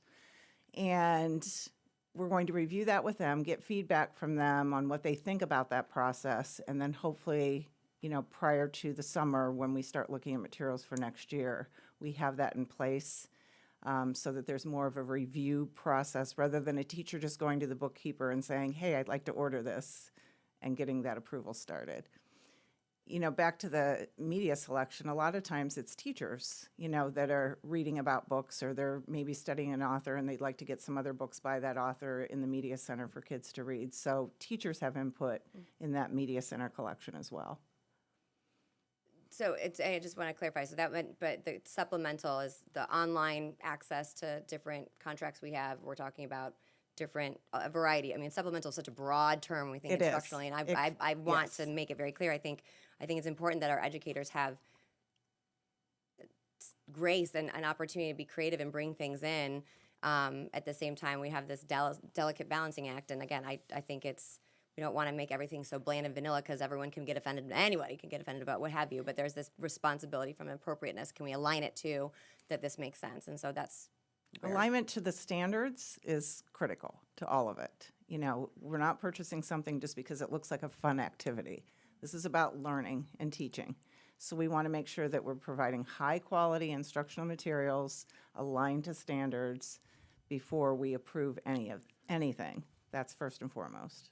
And the only thing that I would add to that is that instructionally relevant, you know, and if they are questionable at all, and I kudos to our curriculum directors, you know, Dr. Johnson and Mr. Cantis, because they've spent lots of time already the beginning this year, over the summer, talking with administrators about this process, you know, parent permission, making folks aware of what might be on a syllabus, et cetera, you know, just to make sure, and if there are questions, have those conversations with your teachers, you know, just because, again, the last thing we want to do is get in the business of saying, oh, no, clear the shelves, you can't have any other, no, that's not it, you know, because depending on the grade, the level, et cetera. It could be our advanced classes. I mean, they look very different. The students in there are at various different levels of learning. And so we just want to make sure that we're having conversations with the appropriate personnel to say, so why was that selected? How was it selected? Talk to me about, you know, the relevance and where this fits and how is it aligned to our standards? Those are great conversations. And the last thing that I wanted to say about the whole process is, you know, when it comes to the public, and honestly, this is for our teachers as well, and you can tell from Rob sharing, it happens all the time. They come, they ask questions. If a parent or anyone says, I heard, I thought, I wondered, I saw, could you elaborate? Call us, because you know what? Any one of us will take that call because we just love to have those conversations. And if they bring something to our attention we're not aware of, that gives us an opportunity to really investigate. Thank you. Thank you. Yeah, I have a few things. You know, on the math adoption, you know, and I don't know if it was the last one or the one prior, but I understand there were a lot of workbooks that didn't get used in the elementary one. I had a teacher, you know, complaining, so I went to her class and she says, yeah, you know, it's in this book and they're perforated, but you have to tear them out for the kids. And every weekend I'm sitting here tearing pages out. She says, I've got to tear 10 to 15 pages out of this workbook every week for the 20 kids in her class. Oh, I'll come in and do it. It took me almost an hour. And then I ripped some pages, and to have to do this every week. So I was dismayed but not surprised when I went through that school at when they were cleaning out their classrooms to see the stacks of those workbooks in the hallway to be thrown in the garbage. And I'm like, wait a minute. I mean, if we're going to be adopting something, can we at least, you know, touch base back at, are you using this? Is it working? And you know, yes, it would have cost more to get something where they weren't, but it's like when you look at the time involved to have to tear those pages out. I mean, I hope we're not doing that again this year. You seem like this is you've heard this. Yes. So in certain respects, we have control over the products we purchase. So I can't speak to that specific situation that I know moving forward with last year's ELA adoption. Many times we're bound by how the publisher presents those materials. At elementary school, the student edition is broken into 10 little paper workbooks. So they're prescribed, for lack of a better term. We are seeing a trend, a huge trend, toward consumable books. So last year's ELA adoption was the first year in my 9 years of doing this that we saw a K-12 consumable adoption. And when I say that, I mean there's no hardbound student text. Every student is assigned a text that they can tear out the page and turn it into their teacher, write in it however the teacher sees fit. At middle school, the plan was that the teacher took possession of all the student workbooks, and they had binders, and the sections they were working in were placed in those binders so the student wouldn't have to carry around what we lovingly refer to as the phone book. The old-fashioned phone book. It's not a heavy book, but if you look at it, it can be pretty intimidating. But those were the only options provided by the publisher. So we didn't have an option to get. And we're seeing the same in the teachers so far. The feedback that I've gotten, specifically from Sue and committee members, is that they want that consumable book. It's actually easier for them. And because the students find it easier to write in the book and not have to worry so much about how the work gets turned in and those types of things. So those are situations that we have to address as we work through the process. In terms of waste, I can tell you that my staff as well, and with everyone else, works diligently to make sure that we are striking the balance between being what I call being proactive and being reactive, where we have enough materials to make sure everybody has what they need. And in an emergency or a huge bump in enrollment, they all order through me, and I have the ability to say, okay, we'll have 50 to you in an hour, versus being reactive where they say, we just had 20 students enroll, and I say, well, I have to order them, and I have to place the order to the state and wait potentially 2 or 3 weeks. With the slowdowns that we saw this year, I'm always impressed and thankful to you all that there's never issues with funding in terms of instructional materials, and never issues in the fact that our process is so streamlined that we have those materials well ahead of time. And it took a concerted effort by a lot of people last year to make sure that those materials were on campus at the start of the school year, because there were districts that up until October didn't have their materials because of the backline with trucking shortages and deliveries.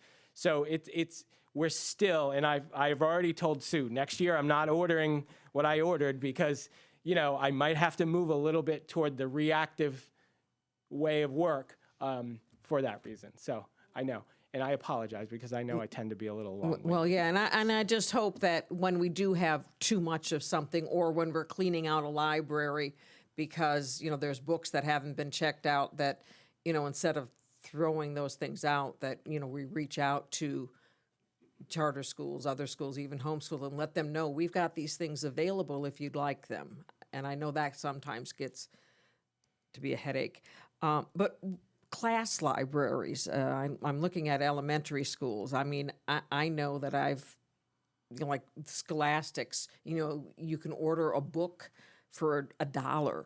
And I've gone in several times and have ordered, for a classroom, whatever book that was. I mean, are those supposed to be approved? I mean, these are the Scholastic books. Or I'll order the book, I'll pick up a book at, Kohl's when they have their book and with the animal with them, and donate that to a classroom. I mean, do those have to be approved before they go in, or? So again, classroom teachers know what's in their classrooms, right? They're responsible for those classroom libraries that are there. So I think to take that autonomy away from the teacher would not be appropriate, especially at elementary. They're trying to be very age appropriate, looking at, again, what they're teaching, themes that they're teaching, authors that they're teaching, that kind of thing. So no. Where it does become important is when it's a required reading that's happening at elementary, middle, or high that's not part of core adoption. At that point, that title needs to either be included on the syllabus, or a separate letter needs to be sent home saying this is a required reading that we're having.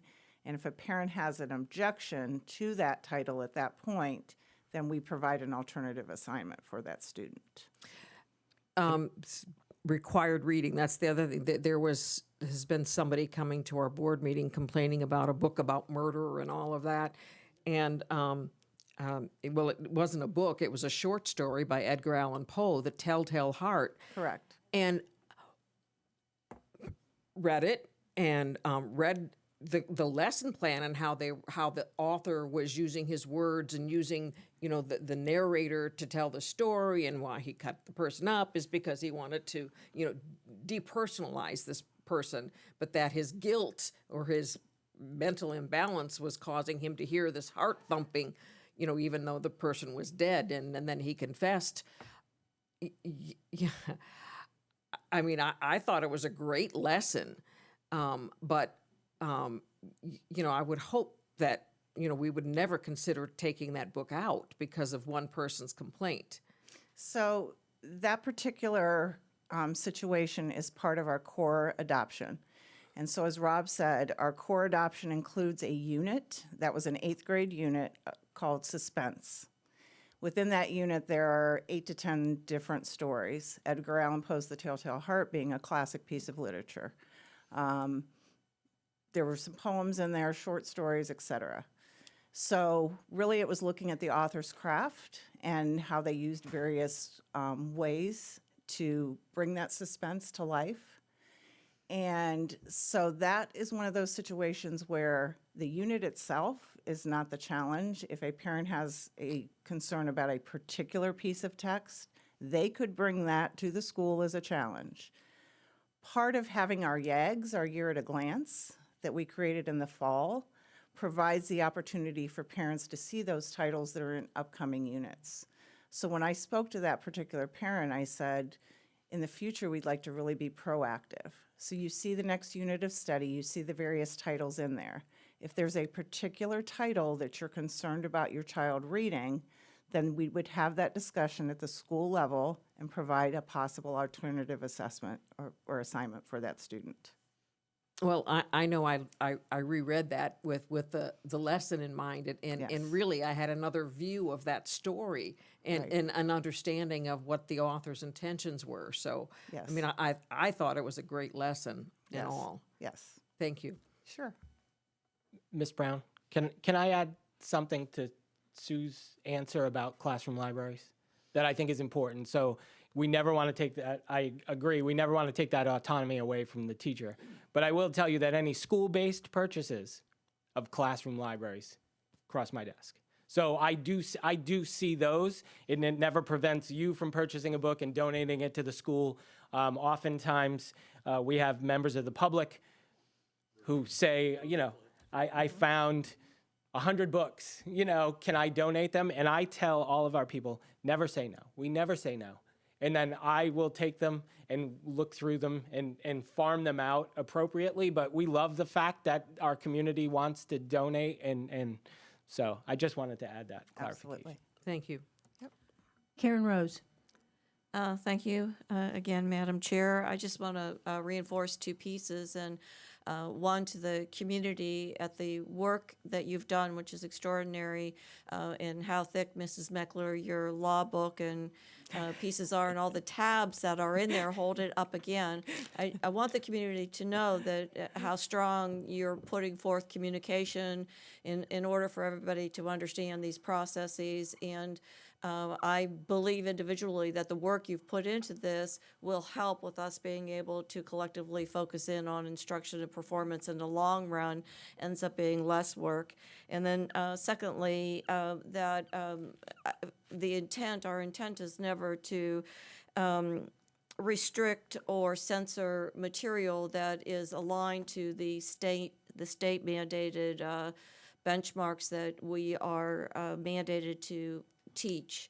But we have a process in place if a classroom and a teacher believe that we're meeting those standards, but it is above grade level, which might incorporate something sensitive age-wise. There is a form and a process, and Mr. Renoff alluded to it, where principals monitor that, teachers are highly accountable in our district, and send that form home so parents are part of that process and alternatives are offered. And I'm not talking about state-adopted materials. I'm talking about all the supplemental pieces that you talked about, whether it's in the library or donated or purchased, as in Mrs. Brown has done for an elementary school. So those pieces are all in place. It's not about censoring. It's about state benchmarks that we're mandated to teach, and offering options, because there's a lot of classrooms that like to look at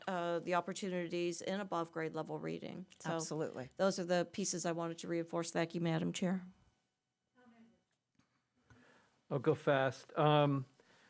I get people tell me all the time, why do you want to be a school board member? I reach out to you. That job sounds a lot harder than mine. So there is no one size fits all. You're not going to make everyone happy. So I appreciate that hard work.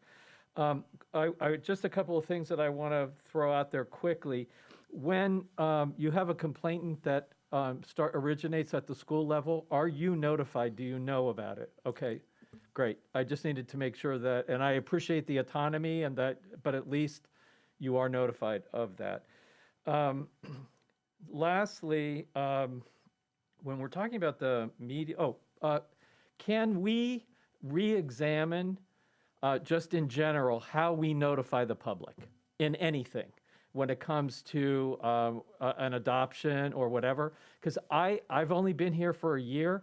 I bet at school board meetings, I've heard at least 10 times, who approves this and how come we don't get a chance to have input? And I've at least heard that 10 times. So I don't know if what we're doing in the newspaper is enough. Are we doing it on social media? Are we sending emails? Are we doing what we can to make sure that the public knows about it and parents know about it? That's just a question, not a judgment. Lastly, when you're in the media center, how many titles are purchased in a year? That's a difficult question. It varies. We have some schools. Glen Allen, for example, just had a donation of $5,000. A trade book, library book is anywhere between $10 and $15 for a hardbound to meet our specifications for what belongs on our library shelf. A nonfiction book ranges from $15 to $35 or $40. So, I mean, but those are few and far between. All of our schools make some purchases. I can certainly do some digging and get that information. It might take a while for me to compile that information, but it's... But it seems rather vast, right? I guess where I'm coming from is that I appreciate that you can't research every single title, because it's just enormous, and that you're spot checking and doing what you can. I guess the reason why I'm saying it is because I've heard from board members and also from the public that things are snuck in. I don't think anything like that is deliberate. If it is, if something happens, it's not because we're not trying to oversee it. It's that something did slip in, not snuck in. And I just want to make sure that we as a community are saying the same thing. Well, I think Ms. Ziegler said it very well when she said, what offends me might not offend you. There's never any intent. There's never any intent. I can tell you that. There's never an intent to sneak or Smuggle. That's the other word. smuggle, get anything past anyone. So, and again, the content to be transparent, the content in books today, particularly young adult content, which we would align with mature readers at the high school level, is vastly different from what we would consider from 10, 15, or 20 years ago. And as Ms. Rose alluded to as well, when you start looking at advanced content or text complexity, sometimes the content ramps up and you would never want to put that. So finding a book that challenges a student academically with text complexity at an elementary level and put them in content that's appropriate as well is a difficult task. It's a very difficult task. So, again, I laud our people that say, hey, we found this. I don't know if this book belongs here, or right now, but I would tell you there's never any intent to I appreciate the intent piece, because that's really where I was going from. And the other place is that once you tell one student you can't read that, then it's like wildfire. They all want to read it. So I get it, whether it's a media center or social media or whatever. So again, kudos. That's a hard job. Well, I want to thank you all, and I just want to make a few statements about what I perceive to be some issues. Back in, I think it was 2011 or 12, we eliminated all media specialists / librarians. And I happen to have a number of friends with PhDs in library science from Florida State. And we eliminated all those folks from our libraries and our schools. And it was done primarily because of finance and budget. And I remember Lori White and I having serious discussions about that because I really was opposed to it. What impact do you think that has had on our current media centers in schools today? Well, I think we always consider our media centers the literacy hub of the school. And Rob and his team do the best they can to train and get our library technicians up to par, doing the very best possible. Personally, there's no better substitute than to have a true media specialist who has the background, the knowledge, the expertise. You know, at one point, our literacy coaches were serving the dual role as a literacy coach, media specialist, again, to bring that literacy hub to the school. And we know that there's current legislation out there that's talking about media specialists back in media centers. So, yes, do I feel there's a need? Absolutely. When we look at the priorities across schools, some schools have very highly functioning media centers that are run by technicians that have a passion for this work and don't have a degree, but they're doing phenomenal jobs. In other situations, it's a challenge. And it is a challenging time, so you may get more people who are objecting to things or challenging things. I think they're less likely to challenge a math book, though, than they are a social studies or an English book. And I go back to 2010 when we had a challenge to how many words were Muslim versus Christian in a Absolutely. book. Remember that? Yes. I wasn't on the school board at that time. I was just newly elected, but sitting in the audience between the two factors and factions. But I remember that. But you may have a lot more of this in the future. Rob and I, I hope not, but less likely in math because a lot of people don't understand math.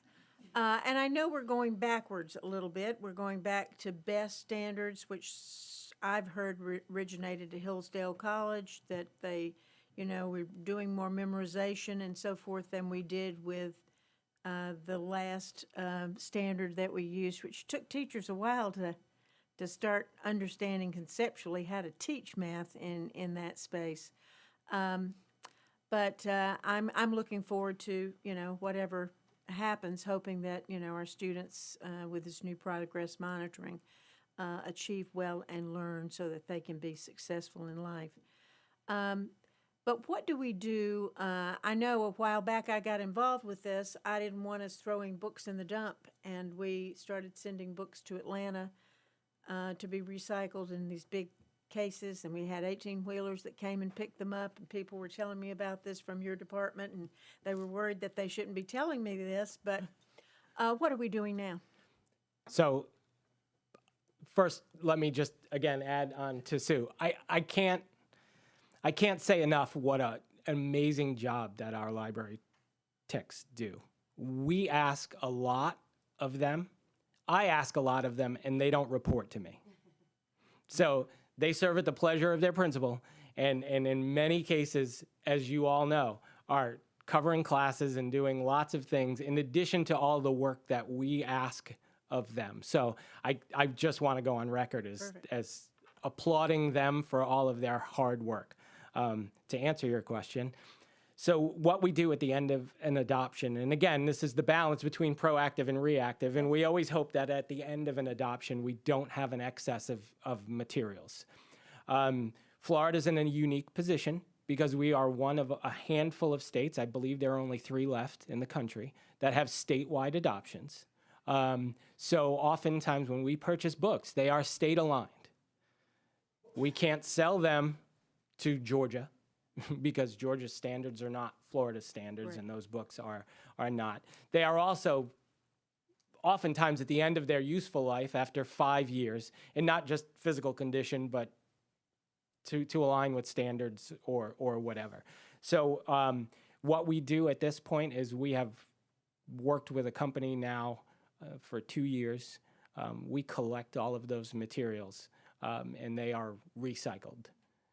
We do offer, if anybody from the public asks or offers or wants, we help where we can and give things away. But oftentimes we can't send them to even another district. Everybody's undergoing, 67 counties are undergoing a textbook adoption at the same time. And the majority of them there may be some that are delaying a year, and we can help them. So, I have a wonderful network of people, and I belong to an organization of district instructional materials administrators. So we're always in communication to help each other out. But at this point, we recycle everything. Okay. Wonderful. That's exactly what I wanted to hear. Yeah, nothing goes in the garbage. Great. Bridget Ziegler. Yeah, sorry, I just wanted to follow up on a couple things. I think something, well, one, I want to reiterate when I meant, I do believe, one, I like the autonomy to stay there because I think that's important, and I do recognize the incredible work that our staff does in our media centers. And what I meant, and I want to make sure I clarify, is being blindsided and things being snuck in. It's not that they're intentionally sneaking it in. It was that there was these packages of such that they were purchasing and didn't realize that it had something. And this is happening it's happened in a lot of other districts. I don't think people wake up in the morning and they're like, how do I get some really inappropriate book in front of these kids? But I do think something you said is very interesting. And you said about last 10 to 15 years, the content of the books have dramatically changed as they would have. And I think that's very important. And I think that underscores the challenge that our staff has. And I know I've told Mr. Renoff and Dr. Asplin this, and I'm pushing hard to put a lot more accountability on these publishers and what have you, because we sign contracts, they make tons of money, and use the ELA. That was kind of a surprise. Like, whoa, where'd this come? Even the publisher alleged that they didn't see that. And so I think about the time and how much work is on the plate of our staff, and it's important work. And I think that's whatever we can do to insulate and protect them, because being in the proactive aspect of it, I mean, can you read every single book you want? We want to make sure we have a very thorough vetting process as our responsibility, whatever is being put in front of our students or whether they have access to it, period. And I believe that everyone understands and believes and supports that mission. But I think it is really disheartening, and this is not at staff, it's just that's kind of the trend that's happened. And I think that's what has caused a litany of frustration and what have you. And I think that's really important for the community to recognize that I find that being more on the external aspect, but I do not believe that that's anything as a part of our staff or inside here. And I think that actually just elevates the job and work that our staff has to do because of that. And I think that clarification is really important to note. So I just wanted to make sure I clarified myself. Thank you. Well, I just want to say, in closing, that we know the job that you do. We know it's tough. It's many moving pieces. And thank you very much, because it's noted, and we really appreciate it. And Chair Goodwin, I just would like to add and close with, first of all, yes, to Rob, to Sue, to our curriculum directors, but it really takes a village. I mean, it really, really does. There is no exactly doubt. right. All teachers, the library techs, the administrators, our parents being partners with us. I mean, it really, really does take all of us working together to make sure that the highest quality, best aligned, most relevant and appropriate materials are in the hands of our kids. That's it. And we always address things from a higher level and from the positive, because we are a great school district, and we are doing so many things well and right, and we recognize this and recognize your efforts. Thank you. I guess we're on to the next item. The reading pilot, have we done the math adoption? Sue, would you consider that to have been, oh, good, because I thought we were really far behind. And I will just say this about being far behind. This is one of the benefits of today, is that we aren't so concerned about being behind. This is good discussion we're having, and I think that it's really important that we give ourselves the time to discuss with our wonderful professional staff exactly what we need to know about these things. So up next is the reading pilot, and we have no Brandon Johnson. We have no Brandon Johnson. So Dr. Johnson actually has a cluster meeting this morning with our principals. And so I am just pinch hitting for just a moment. And you know what? I started off by saying there's a lot of great things happening in curriculum and instruction. Some a little bit more serious than others. And starting with CTE, I mean, talk about just being able to brag on the great things that are happening there, the math adoption challenge process. But boy, Sarasota is a special place. And Would you like to make the introductions for us with this wonderful group that we have assembled here, please? so I certainly will. So, and then I will allow them to introduce as well. We have the opportunity to have been selected, one of 10 districts in the state of Florida, to submit a reading pilot to basically change the trajectory of our kids and getting them on grade level by third grade. And so we were so incredibly excited and at the opportunity. And so basically we involved all of these folks.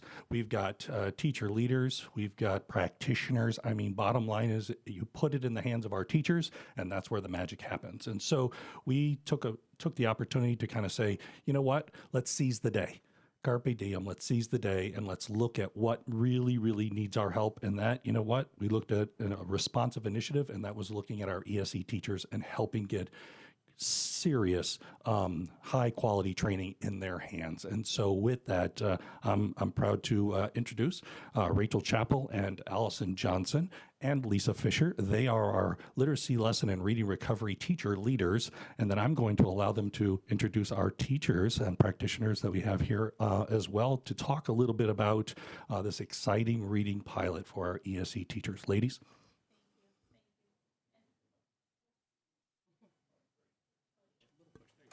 Perfect. Sorry about that. And speak directly into the mic, if you Sure, would, please, sure. Rachel. You don't have as strong a voice as some of us, maybe. Oh, I can pull that first grade okay, voice that's out, good. that first There grade we go. teacher voice. There we go. I am really excited to be here. Thank you, Mr. Renoff, for that introduction, to share with you all the really great things that are happening with our ESE elementary teachers and also their students, and to just kind of give you an idea. If you wouldn't mind to pull up our PowerPoint, that'd be great. Thank you so much.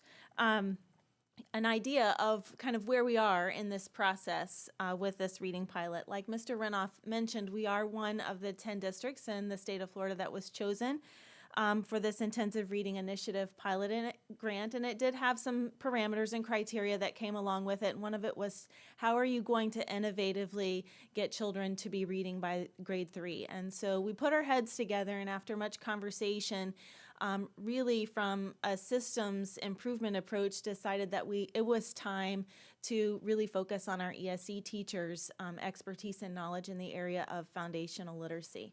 And so with some planning in place, we have been able to already kickstart some really great professional learning and supplemental materials for them so that they are really meeting the needs of all their students. To kind of give you a little bit of history, a little bit more history on how we got here and why we chose this particular group to use this pilot with, I really want you to understand that that's part of what really sets Sarasota County's effectiveness apart, is our systems approach to literacy improvement. And it all begins with a firm understanding of how children learn to read.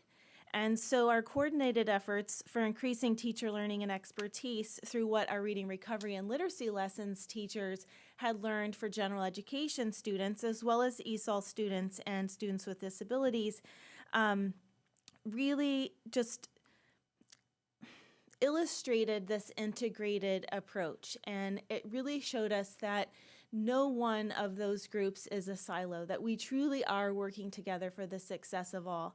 And so we started with this effort that the reading recovery and literacy lessons teachers who were highly trained would go into their buildings and begin to work with their classroom teachers and just build the expertise and understanding about foundational literacy there. And then that spilled over into our need for working with ESOL liaisons and classroom teachers who work closely with English language learners. And that started, those discussions and planning stages for professional learning started in the spring of last year. And so their first trainings began in the fall.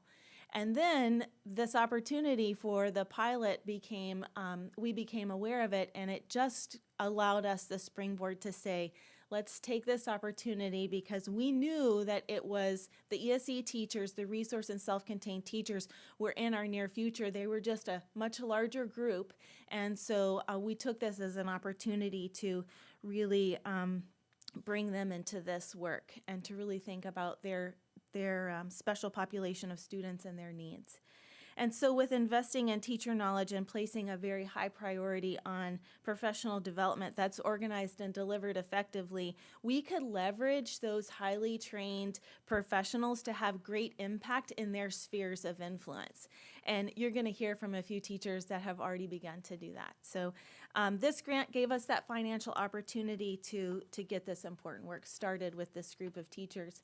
And so at the beginning of the year, it didn't take long for them to see a lot of materials and a lot of learning in one place. And this was before our little bump up. We were able to have some meetings in person as well as some professional learning via Zoom as well. We have 28 elementary schools and charter schools that are involved in this pilot, and we have 70 plus ESE teachers that are working with us, either resource teachers or self-contained teachers. I'm going to turn it over to Allison, and she's going to talk to you a little bit more about just why spending a lot of effort and time in training these teachers is important for our district at this time. So Rachel kind of hinted at some of the reason, but I wanted to kind of touch a little bit more. Why did we choose this group of teachers to focus on for this grant? Well, we know that one of the leading causes, or one of the aspects that impacts student success is teacher expertise. We know that is a leading contributor to their success. And we know that our ESE teachers oftentimes work with some of our students who really have the most needs. So we thought it was time for us to truly invest in those teachers' literacy expertise. We also thought it was time for more collaboration between sometimes these separate departments, the literacy or ELA departments and our ESE departments. So we thought this grant really gave us the opportunity to join those forces. We have a lot to learn from each other. So that collaboration, that partnership is really mutually beneficial. Beneficial to our students, beneficial to our schools, and ultimately will build capacity across the district. So that was one of the reasons that we kind of chose this group of teachers. We also thought it was time to invest in their renewed body of knowledge around literacy, to provide them with truly some new learnings and new understandings about how children learn to read. It is through this collaboration and through these workshops that we are building this cohort of teachers, ESE teachers and general ed teachers back at the schools who have this same language and who understand reading and writing in a similar way, so they can join forces to best meet the needs of the students in the schools. The materials that we're providing the teachers, our ESE teachers, in conjunction with the core, allow them to really differentiate in a way that maybe they hadn't been able to do with their core materials. So again, we just thought it was time for us to invest in those teachers and invest in those students. And our teachers feel empowered, our teachers feel valued, and we are already starting to see some successes through this partnership and this collaboration. I'm going to ask Erica to kind of introduce yourself and speak a little bit about what you're seeing in the classroom. Is your microphone on? Sorry. Is it on? Yes, I can hear you now. Okay, sorry. Thank you. I'm Erica Franz. I've been in Sarasota County for 29 years. I can't believe I say that, but I have been. I've been at Tatum Ridge since it opened. I was at Ashton prior to that with Mr. Renoff. The quote you see up there is by one of my closest friends, Sue Marsh, and she, I think, puts into words what every teacher that is doing this program now probably feels. The materials we've been given, the instruction, the professional development, is just phenomenal. This program has been a game changer for me and my students. I have what you'd consider, I'm a resource, but my kids, I have 17 kids who are as close to full-time ESE as we can make them, since Sonia's sitting there. They are just skimming that line of being a full-time student, but they are a resource. We make sure those minutes are there. 17 of them. They range from 2nd grade to 5th grade. I use grades very lightly, what they're in. They are between 2 to 4 grade levels below in their reading. Their reading is significantly below level. I started this year with using the core ELA. I was given the set of the core ELA and went about 3 weeks, and kids are crying and I'm crying because they couldn't do it. It doesn't differentiate enough as that they needed. So Allison's at Tatum with me. Allison first introduced me to the LLI and got me set up, got me teacher books, and within 2 weeks, my kids, I had a little boy who I've worked with for 3 years who wasn't reading at all, and all of a sudden he's reading. And he's looking at me, and he turns and smiles and goes, "I could really read, Mrs. Franz." And I was like, "Honey, you always could. We just had to find the right stuff for you, the right program for you." And that's what I'm seeing with all my kids. I have a 5th grader who's reading on a 1st grade level. I have 3rd graders reading on, they're all over, I mean, my kids are all over the place with their reading levels. And with LLI, I have books from A to L, M, and I don't know what but I've been given enough, I can give them books and get them moving on the level that they need to be on. And the books are not, they don't look like low-level books. They're not, these books, these kids love these books. They have characters that go among the different levels. You read about the same characters. They have series of books. They have nonfiction. They have fiction. It's amazing. It's totally just gave me a kick in the butt of how much I love teaching, and my kids can finally read and feel like they can move along like their other kids. They take their books home 2 to 3 nights a week. The parents are just raving. They love that their kids can bring home books that they can read, that they're doing better in reading. Their scores, I have kids who, yes, they are all marked below level, but are on honor roll at our school. They're getting their honor roll certificates. I have parents sending me presents in because their kids got an honor roll certificate. And this program has made just a difference. I hope that they continue this, they keep it, and keep expanding on and working with the teachers around the county. Like I said, Sue Marsh, her and I always, what you doing with your kids? Do you have anything exciting you're doing? We also receive phonics in the word study program and also the shared reading program, which we haven't had the trainings on yet. But I sort of dove into it over winter break and started it this week with my kids, the phonics with my 3rd grade group. But and again, another very, very structured, very digging into the skills that these kids need, breaking words down, and outstanding program. The shared reading program I started this week, and I'm just using it purely as a shared reading time. At the end of the day, we sit down the last 15 minutes where there's a big book, there's little books. The kids love the book we're doing this week, just to sit down and read. They don't have to read. I read it to them. I have them come up and read words to me. It's like going back to the days when you could sit around and just read a book for fun and have, and the book this week's Cat Belly. And it's about this boy whose mom's having a baby and he doesn't want the baby, he wants a dog, and they have a cat and he hates the cat. And it's just, the kids laugh and it's fun. So I've gone to my Mr. Dunn and Miss Canals because I've pretty much have made this my core program with my kids. And when I went to them, I'm like, listen, I know I'm supposed to be using this core. And they're like, do what you need for your kids, Erica. You've got the lowest readers in the school. If this program works for you, and they're making gains. I have kids who have gone from a D to an I this year, and we're only halfway through the year. So they are making the gains in those levels. So keep it It's up. wonderful to see how excited you are.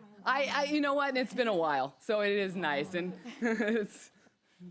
Well, there are kind of 2 big components to this reading grant, and one, like Erica mentioned, are the materials. And I'm going to talk a little bit about those in a second, but I also wanted to make sure that you guys understand the teachers are getting these amazing materials, but they're also getting the training around how to use these materials and the rationale and the reasoning and the understandings about why we have picked these materials and why we are doing certain things in a lesson. So we have received a lot of materials. One of those slides showed you all the boxes our teachers received, and these materials are for our ESE teachers specifically and for those specific students. So they're their own. We received the benchmark assessment system, which is a Fontes and Pinnell assessment program that allows teachers, through the use of reading records and running records, to find a student's instructional and independent reading level. Teachers do some close observations on reading behaviors, and they use that information to plan lessons and to really be able to responsibly teach those students and meet those students where they are. Our teachers also receive the LLI kits, and these are the kits that Erica was just mentioning. And this is a comprehensive small group, sometimes one-on-one, but designed to be a small group intervention. I'm saying it's comprehensive because in each of these systematically designed daily lessons, there's phonics, there's phonemic awareness, there's writing, there's oral language, comprehension. So in each of these lessons, our students are getting all those components. And it's because the way these lessons are designed and the volume of reading and writing that our students do, our students progress. Our students are able to make acceleration.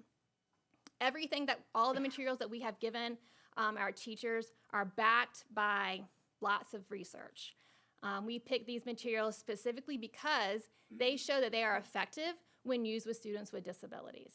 So we didn't just pick something willy-nilly. We actually pick them for these teachers and for these students specifically. So they also received some comprehensive phonics, spelling, and word study systems.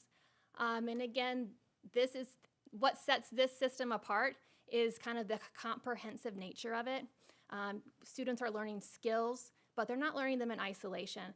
They are then taking these skills back to the text, back to writing, and seeing how these skills really, really work, right? So they might learn it in isolation, but we're always taking it back to that in-text approach. So again, the teachers were really excited about the materials, and rightly so, they should be. But I'm also, I think, more excited about the professional learning that we're providing through this grant. So in addition to learning about how to use these materials, we're also providing them really with the foundation of literacy. You can see we are meeting with our teachers about once a month. Our January date will have to be moved a little bit because of COVID mitigation. But another great thing about this training is that it's ongoing. It's not just a one and done, and we're washing our hands of you, we gave you the information, and now it's up to you. We really are investing that time to make sure that we are developing this true professional learning community, that we are making connections across the districts between teachers. You know, teachers at one school are connecting with another teacher at another school. And I don't think we've had the opportunity to do this truly before. So again, this professional learning is a huge piece of this. Some of the trainings are done by an outside consultant. Other trainings are done by the program specialist, either ELA program specialist or ESE program specialist. Heather, I'm going to let Heather kind of take over a little bit and share some of the things that she has learned so far in the trainings. So thank you so much for having me here today to share with you something that I'm super excited about, which is this new ESC Reading Pilot Initiative. And to understand how happy I am to be able to have this training and also the materials, I'd like to share with you a little bit about my teaching career. So I've been teaching for 26 years now in February, and I have taught all of those 26 years here in Sarasota County and all of those as an ESE teacher. I've had students in self-contained classes. I've been an ESE resource teacher. I've had the behavior unit for a couple of years. Most of my career was as an ESE liaison, and most recently, I've been a kindergarten and first grade inclusion teacher. So as you can imagine, in those 26 years, I've seen a lot of professional development come and go, and I have thousands of hours of training. But 2.5 years ago, my principal asked me if I would do some more training to be involved in a new program called Literacy Lessons. And little did I know when I said yes to that, what an impact that would have on myself as a teacher, my ESE students, and also the general education teachers at my school.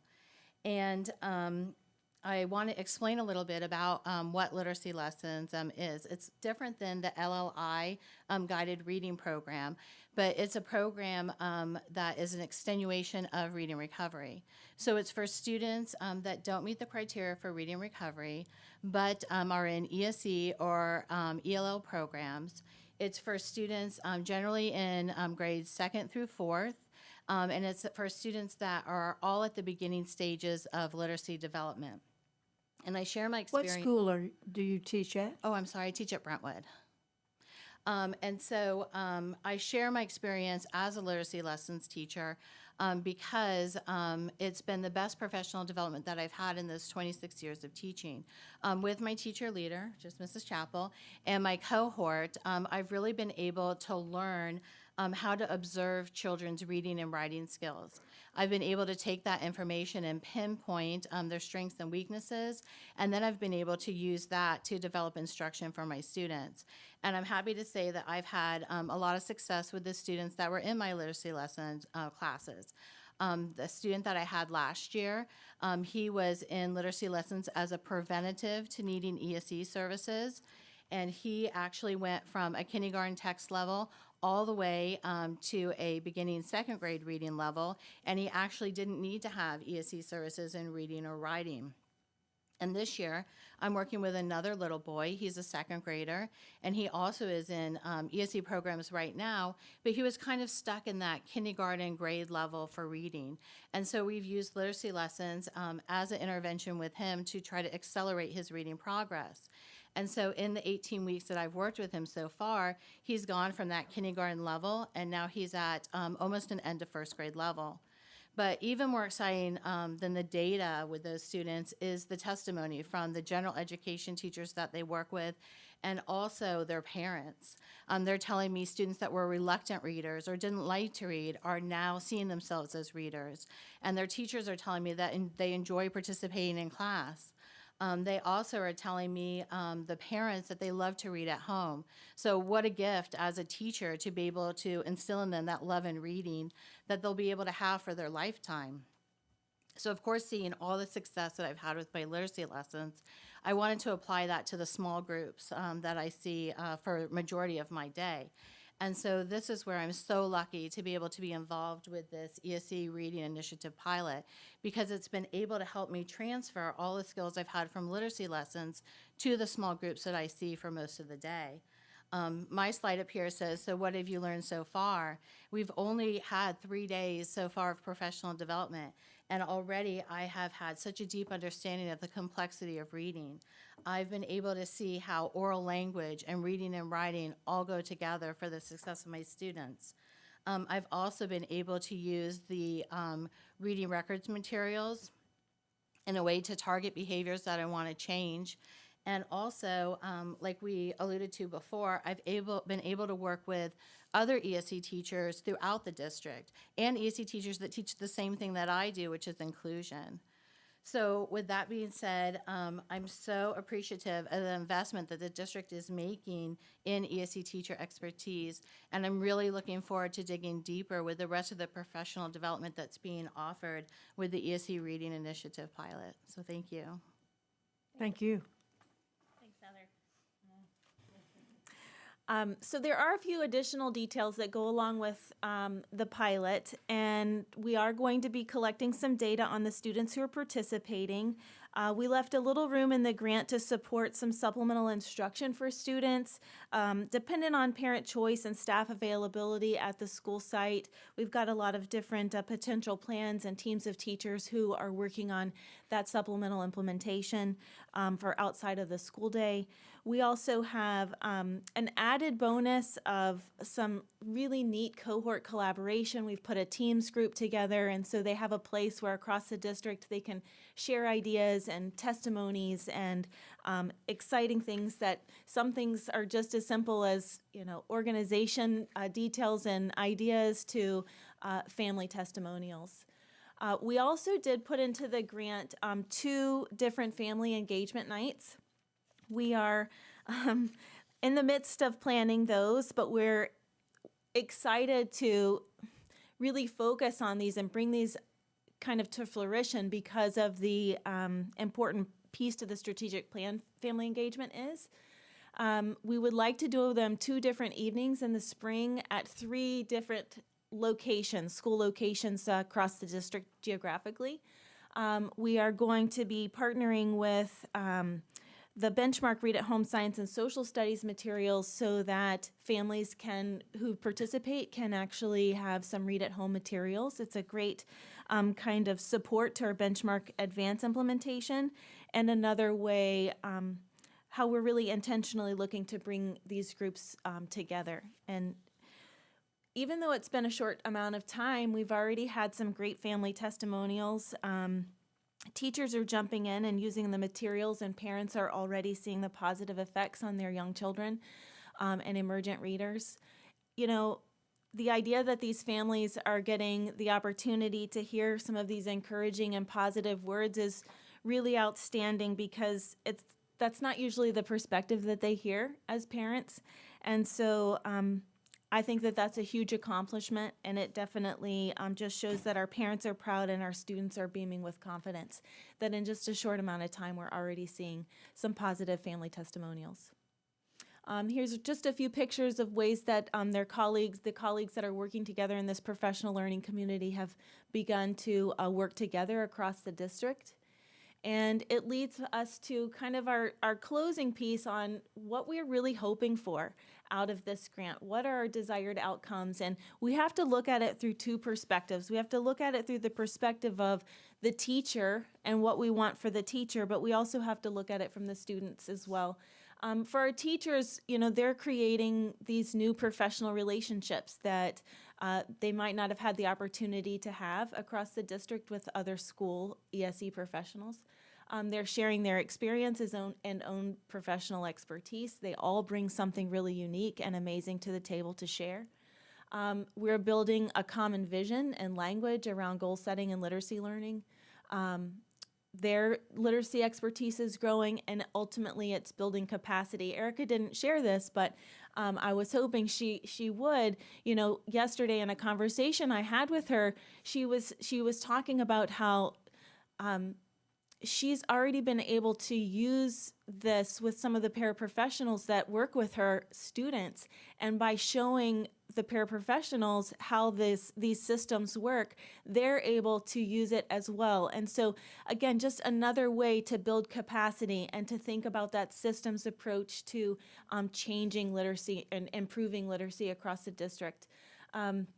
They're sharing their perspectives, and they're able to really dig deeply into a new way of being a responsive and observant teacher. Our students not only are making good progress and some acceleration towards proficiency, but they are increasing and beaming with confidence and pride. They are really learning, hopefully, the idea of what a lifelong reader and writer means, what that means, and how to enjoy the act of reading. And that to really think about the idea that in some of the stories that we have gotten the opportunity to hear in these few days of professional learning together, they really are reframing the way that these children are thinking about themselves as readers and writers. And so I would say that, you know, that is the greatest outcome of all of this. But I do know that, you know, our teachers are learning a lot as well. And that is a leading contributor to change in student achievement, is the knowledge base of the teacher. I have one quote from a teacher at SSIS who's participating with us, and I just think that it does a nice job of kind of putting those desired outcomes into one piece. She says, "My hope is that through daily, consistent interventions while implementing the LLI program with fidelity, that my ESE students will exceed the expectation of academic growth. Also, and equally important, it is my goal that they will grow throughout the rest of this year and beyond into a confident, lifelong reader and writer, that they will not shy away from reading out loud or be frustrated when trying to write, but that they will be given the tools to succeed and thrive academically. This initiative is opening doors for them to new possibilities in life." Ms. Crawford always does a nice job of putting her ideas together for us. So I'm going to leave us here with Allison. She's going to talk a little bit about what's ahead and then give you all the opportunity to ask any questions that you might have. So what's ahead? We kind of gave you guys a little bit of an idea about what we have left to accomplish this school year. We will be continuing with the professional development that is ongoing. Again, about once a month we're meeting with these teachers. We will be compiling some information about our teachers and about our students who are participating in this grant. And we hope we can come back in the spring at the end of the school year and share with you guys some of these outcomes, because we think We're going to have some great outcomes, and we'd love to come back and share that with you. So that's kind of like the short term about what's ahead. But I really want us to think about beyond this year. I want us to think about how we can extend what we're doing into next year, and how we can possibly expand what we're doing beyond this core group of teachers we have now, and maybe even beyond elementary school. So how can we extend and build on what we've already learning and the foundational knowledge that we're giving our teachers right now? And how can we expand to the future? You know, we have this momentum. I mean, our teachers, I really wish you guys could be in some of these meetings and hear what our teachers are saying. Our teachers are excited. We have this momentum. Let's not stop it. Let's just keep moving forward. I don't know how we're going to do that yet, but I can tell you that we want to do it. We want to do it. So let us work on figuring that out. Support us in that. And I think we really have some amazing things ahead of us. So thank you guys so much. And we're just going to open up the floor to any questions. Well, I would just like to say, to start things off, I'm very excited about this. I'm going to come out and visit you all. I'm going to come to Brentwood and come to Tatum and see what's going on. Because, you know, very often you don't get the best and first, and the kids don't either. And I know we spend more money on, because Sonia, my dear friend in the back, we know we try to do more for those students with special needs, but we don't always unlock the door for them. And to see the smiles on your face and see how it's impacting your careers, because between the two of you, you've got We've got a lot of years between better than us. 50 years of experience in teaching. Thank you. I want to say thank you very much, because I know that it's a tough job. Working with students with exceptional needs is a tough, but a rewarding, the very, very most rewarding.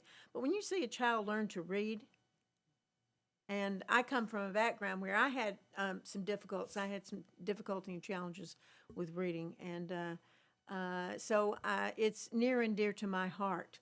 But I think this is great. You've got the opportunity for, 5 more days of professional development this year. And this seems like such a smart decision for us to make. Mm-hmm. Thank you, Dr. Asplin. I know Dr. Asplin is a cheerleader and a champion for those that are at the lower quartile, those that aren't learning. But phonics, of course, is one of my big things. So when the word phonics is used, I get really excited about that. But I just want to thank you, and we have some other board members that would like to ask some questions as well. But I'm excited about having you back at the end of the year, and I'd like for us to try to do that to see what's been going on. But I will be calling to come for a visit. So first up, we have Shirley Brown. You know, you ended it with beyond this year. The teachers already want more, so we must find a way. Absolutely. And, you know, Dr. Asplin, I mean, property values are going up. If our referendum passes, we'll have some extra funds there. I mean, I hope that this is definitely a priority because if the kids can't read, they can't learn. So, you know, you sold me. And, you know, we have parents coming, some complain about our ESE and that we're not doing enough. You guys are giving it all. And most of our parents, I had a parent, I was talking about the referendum or something, and the waitress overheard me talking. She goes, "You're at school?" And I'm like, "Yeah, I'm with the schools." And she goes, "The doctors told me my daughter would never be able to be in school and do this and do that." She said, but... And she gave the teacher's name, but I didn't quite catch it, but it was over at Laurel Nokomis. She said her child was there, and they've prepared her. And from what the doctor had said versus what they've done for her was miraculous, she said. And she says, those teachers deserve a gold medal. She said, because my daughter can start school, kindergarten, in a regular classroom with a 504 plan. And she was just so excited that we could do this for her child. So I think the majority of our ESE teachers, if not all of them, are really working hard, and vast majority of our parents are really happy. But we also hear parents saying, "Don't co-parent. You know, we're the parents." These guys are co-parenting. They're talking about my kids. My kids They're taking ownership of those kids. And I think that is what they should do. Because yes, it is, while they're in your care during that day, they are yours. And you understand what is needed. As a parent, we don't understand the differences between this reading level and that. You understand what these kids need, and that you work with the parents, with that family engagement and all, to work to be a partner with them. But while they're in school, they're yours. And I'm glad you take that responsibility so carefully. And another word that you both used was fun. Because if those kids aren't enjoying themselves in school, if they're not having fun, if they don't want to learn, they won't. So to be instilling that in these kids in these early grades is such a wonderful job that you're doing. Thank you, and thank all of our teachers who are working with these kids in this program. And I know I'll fight for you to continue, but I don't think I'm going to have to fight much. I mean, I just think I'm going to have to nod my head when the time comes. Thank you for your program. Tom Edwards? Wow, that was amazing. Chris, I've heard you talk about this program with pride a few times since it was announced that we were part of this pilot program, and Chris sort of said, "Oh, we're part of this pilot program," and to see it in action is incredible. I love that Allison and Rachel are here. You are my subject matter experts when it comes to literacy, because I was so glad that because now I can make some comparison to reading recovery. And your question at the end, which I will get to, is how do we expand it? I love Sue. I mean, that breathtaking comment about you being rechallenged in the job, that aside from what you've done and the gifts you've given our students, to have this program give you that re-energy and that enthusiasm, that's a double header, guys. It's very nice, because I have a lot of years left, so. I I need that kick in the butt once in a while. I think that's just amazing. Can the board members be invited to the family engagement nights? I would love that. Sure, of course. Absolutely, of course. Okay, and then lastly, to your point, is this transferable? I mean, is it, because I love the fact that you started with the literacy challenged. I mean, that's you went right to the hard level, but is it transferable across the board? Is this really is this a game changer for our third grade reading statistics? We sure hope so. Yeah, That's the idea. Yes, we did pick these particular supplemental materials because they allow for acceleration, so towards proficiency, and so we really do anticipate teachers being able to get children to, or at least close to, proficiency, even if ESC with an IEP. I would. As far as transferable, are you speaking about beyond elementary as well? Yes. Yes. I'm not sure. Some of the materials that we're using definitely go beyond.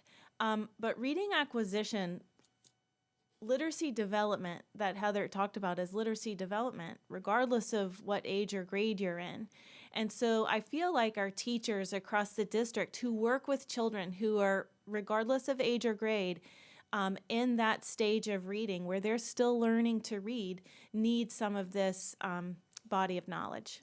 And so what it looks like might be a little different because of the nature of secondary students and teachers, but it's not an obstacle that we can't overcome or figure out together. So we have a lot of executive directors at secondary levels who are interested too, and are knocking on the door to say, hey, what about us? And we're gonna work towards that as a goal of getting with those teachers that still have students in the reading acquisition phase to get them the body of knowledge that they need and the materials that they need.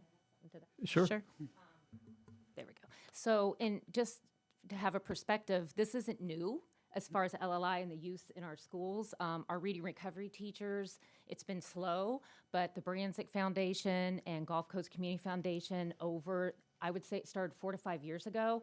each year have been very generous, and our reading recovery teachers were trained. And sometimes there's a misconception that reading recovery teachers just work one-on-one. Remember, that's half their day. So the other half of their day, they work with, on average, 40 to 45 children per year.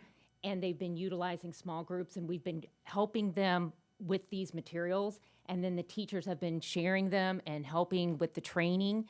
So this is, again, like they have mentioned, the collaboration. But it's been little by little because we only had little pockets of money, and I kept trying to keep track of who has what and who still needs this amazing material and trainings. So would love on the other end of this for our general education teachers, you know, to also be able to continue to be able to have this support and growth as they journey on with their struggling learners too. So transferable to me is very generic. And so what I'm really trying to get to is that, is this program really transferable at the elementary level across the board so that we never find ourselves having to deal with 10th graders that aren't reading at level? That's what I'm really trying to, is this the direction is this the game changer?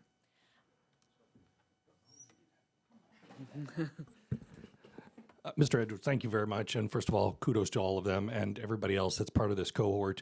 It is transferable, and it's about investing in teacher expertise. That's what it is. And professional learning communities working together, smarter, sharing, collaborating.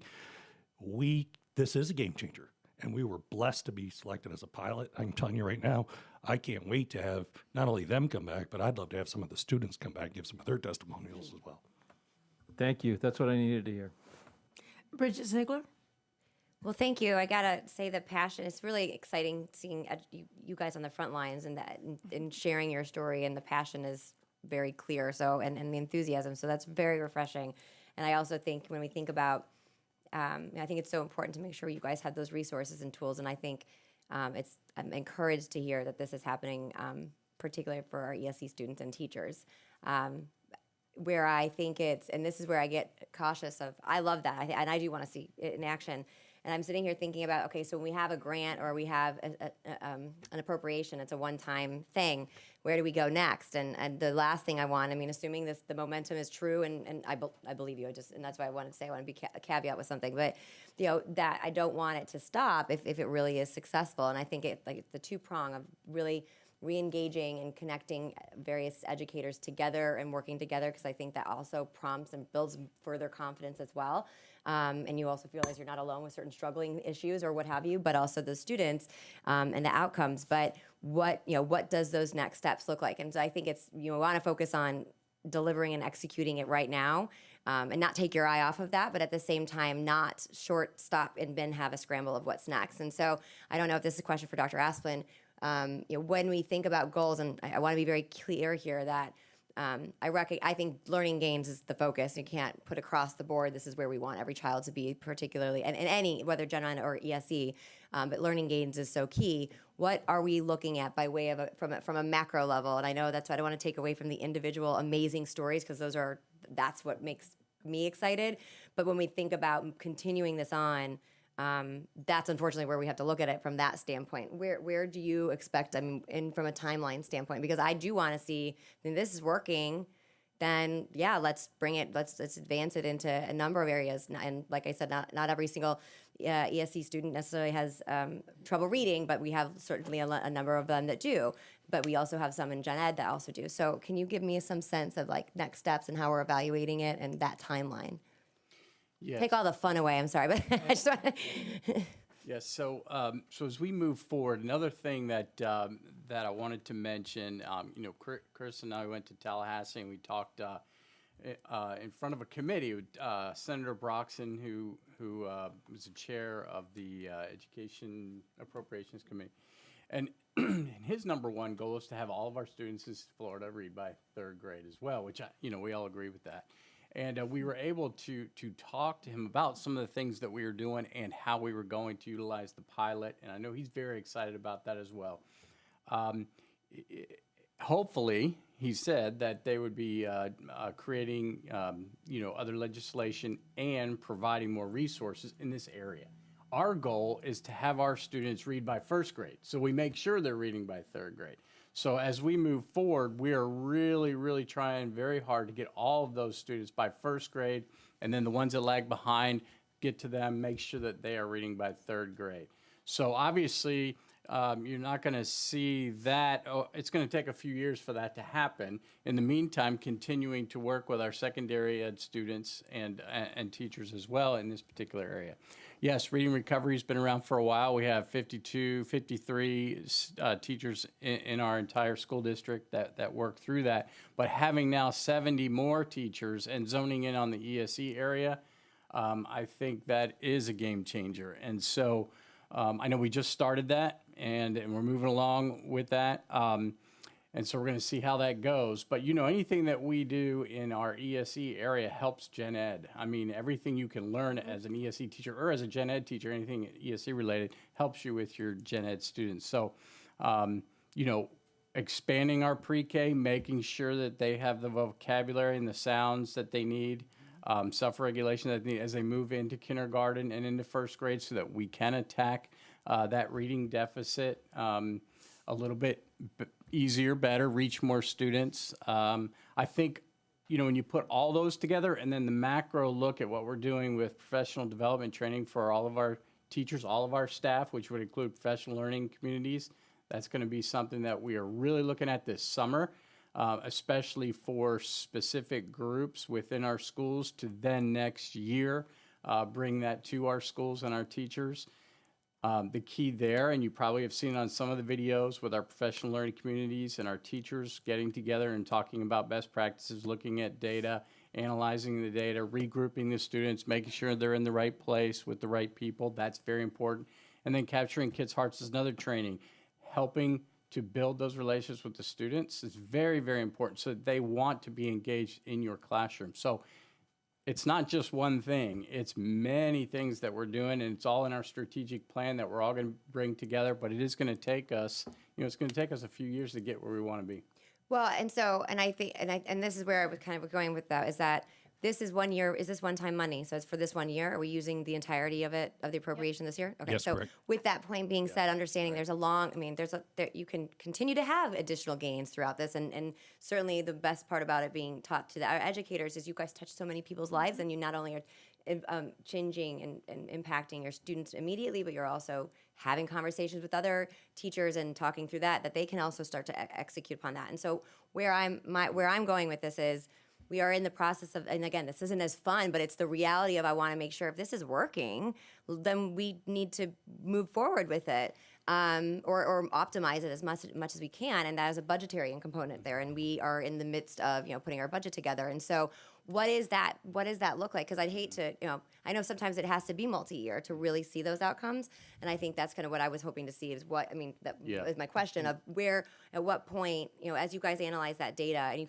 start to see those trends and who it's in, because it's very targeted, it sounds like right now. So I think it would be, you know, I would believe there would be that ability to see where that needle has been moved and the ROI, for a lack of a better term, for us to, if we don't get an additional appropriation and we have to just budget that way. I mean, if we do, yay, it's extra, it's a cherry on top. But in the event that we didn't, for whatever reason, I would hate to see something that is working, that can be illustrated, to fall by the wayside. So I guess that's where I was asking of, what is it, or what's the, if Yes, there is we a see- actual metric. I think we've got it. Yeah, okay. Okay.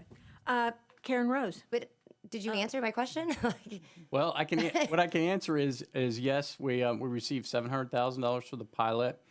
We're working through it this year to see how it goes. Sounds like it's going very, very well. And if it does, then yes, we will, you know, place money aside to continue this and to grow this this program. Well, thank you very much for everything. I would love to see it in action, and like I said, I'm a believer. I'd rather, when something can illustrate itself with the passion and even the data to support it, I think that we need to prioritize that and move other things around. So that's where I was going with that point. Karen Rose. Thank you, Madam Chair. Good one. I want to start out by confessing that I have pushed special education hard and heavy, and I believe this is your day, Dr. Asplund, because this to me is phenomenal. This is the first time in 3 decades that I have witnessed a strategic plan in place that focuses in on our most needy students from a data standpoint. And I thank you from the bottom of my heart for this, and recognize the state of Florida for the opportunity for us to learn and grow. I also want to point out that this is the bigger picture. Dr. Asplund has led us instructionally with literacy coaches. There's a multitude of things in place that are surrounding this grant that, to me, are all huge steps of success right here in front of us. And with the team of, and the experience, the expertise, and the skills of Mr. Renoff coming from elementary schools, Mrs. Ellington comes with a wealth of experience, the coaches, having teachers involved, including family engagement. I mean, this is a package that has every element of success, and it includes engaging families. And Mr. Edwards, read my mind. I wanted to have the opportunity to see families come in from a special education standpoint, exceptional student education, ESE. We use these acronyms, so I like to package it for our community. That we're on track. I see success written all over this. And for me, too, success isn't just in the data that I'm excited to see. Success is in where you're going to share with us your passion and what you've learned. Productive failure is success. Us learning and having the opportunity to hear from all the elements that you've put together. Wow is all I have to say. Wow for me, special education, first time in 30 years. And I think that it is a bigger picture of instructional leadership, teaming, the whole package. And from my standpoint, we're on track. Thank you. I think it's really exciting. I agree with all of you. It's a no-brainer. I mean, if we're spending that kind of money on this and getting this success, and teachers who are excited about teaching and have a big smile on their face, and students who are learning and going home to read books, I'm sure that we'll have great success and maybe renewal of that grant with the foundation. I mean, I don't envision that this isn't something that really is a highlight from them as well. But thank you all for being here. This is really very exciting. Thank you, Kelly. And you didn't say a lot, but I know you're right there behind the scenes. She's behind the scenes, doing it all. So thank you all so much. Yes. Jane, just in closing again, just wants, to share this great news. Honestly, it is just so exciting. And to our teachers, that's where it all happens, in the classroom with our teachers. Amen. And so the training, the investment in teacher expertise, the collaboration, but behind the scenes, and I don't want to leave people out, but I do have to, she sits very quietly over there in the corner, Tara Conrarty. Tara is our grants supervisor, and I'm telling you, she worked hour by hour into the night to get this in by the deadline so that we could compete for this grant. And so, Denise, Tara, Sonia, Tammy, everybody, it took truly a collaborative effort. So kudos to everybody. Thank you all. Thank you. Thank you very much. Appreciate it. Happy New Year. Thank you. Thank you. Next up is we have an item for Dr. Asplund to start kicking off, and it's to talk about our policy review and Neola. Yes, Dr. thank you. Asplund. Thank you very much. And I'd like to echo Chris. Yeah, thank you to everyone. All morning, everyone worked so hard putting this information together on all of these items. So thank you all so much for all that you do. And your presentations today, they were very, very good. So thank you. Neola. So let's talk about that for just a moment. I did send you a side-by-side of costs here, and you notice that NEFEC costs less than Neola when you look at those costs. I do want to mention that there is a difference in the amounts that you pay because of attorney's fees as well. So if you look at Neola and you see the $28,000 first year, second year, and then $45,000 each year after, that includes attorney's fees and any other time that we need with the people from Neola as they help us through our policies. NEFEC, they will send us the new policy or revised policy, and then we have our own attorneys that look at those when they come in to make sure that we are including the Sarasota information on those policies. So when you look at that, I put there 4 hours. For instance, if you look at year 3, under NEFEC, 4 hours equals $1,200. That was at $300 for our attorney's fees. And when you look at Neola, there's no attorney's fees because that's wrapped into the $4,500. And that did include 4 hours worth of attorney's fees. And so that's how the contract is written with Neola, just so that you can understand that. The 40 hours for the first 2 years, 40 hours first year, 40 hours second year, that is because it's a total of 80 hours that Neola puts in as we transition or look at every single one of our policies to make sure they're correct and in place. So then I calculated that out with NEFEC if we spent 80 hours with our attorneys helping us with that as well. And you can see the cost there. So the other thing I wanted to bring up, besides just the cost, and I just wanted to make sure you saw that apples for apples as board members so that you know what they were. I just also wanted to mention, okay, so when you look at the two companies, I want to speak about Neola because I do think that my recommendation is to go with Neola. NEFEC is a great company. They do a great job. They have helped us in the past with our policies a great deal. But I want to speak about Neola. Neola, they will work closely with our teams in person, face to face. And you know, most of the folks are right there in Charlotte County, and they will come here. They will be with our teams face to face, helping us through any policy revisions that we need. And I think that's very important, especially with our teams getting together and having those face-to-face conversations. Also, Neola employs people that have multiple backgrounds. For instance, there's quite a few attorneys. There's school administrators involved in Neola. There are past board members that have been involved with are involved with Neola. People have been through arbitration experiences, union issues. So they are able to collectively help us in all different areas of our school system as we work through our policies, which I think is very important for everyone to be able to see all the different vantage points as we work through our policies and as we implement our policies. Also, besides looking at all the different angles while writing and interpreting the policies, they're also highly regarded among superintendents, the Superintendent Association, and other attorneys that I've talked to. Not that NEFEC isn't, but I always, whenever I have this conversation, I hear about Neola this, Neola that. And they have great connections in Tallahassee as well. And so I think with Neola, that brings a lot of confidence just based on the people who are working in there and who will help us not only on the phone, but also face to face. So I think we need to really consider that as well as we choose whether we want to go with Neola or NEFEC as we move forward with our policies, besides just the cost piece.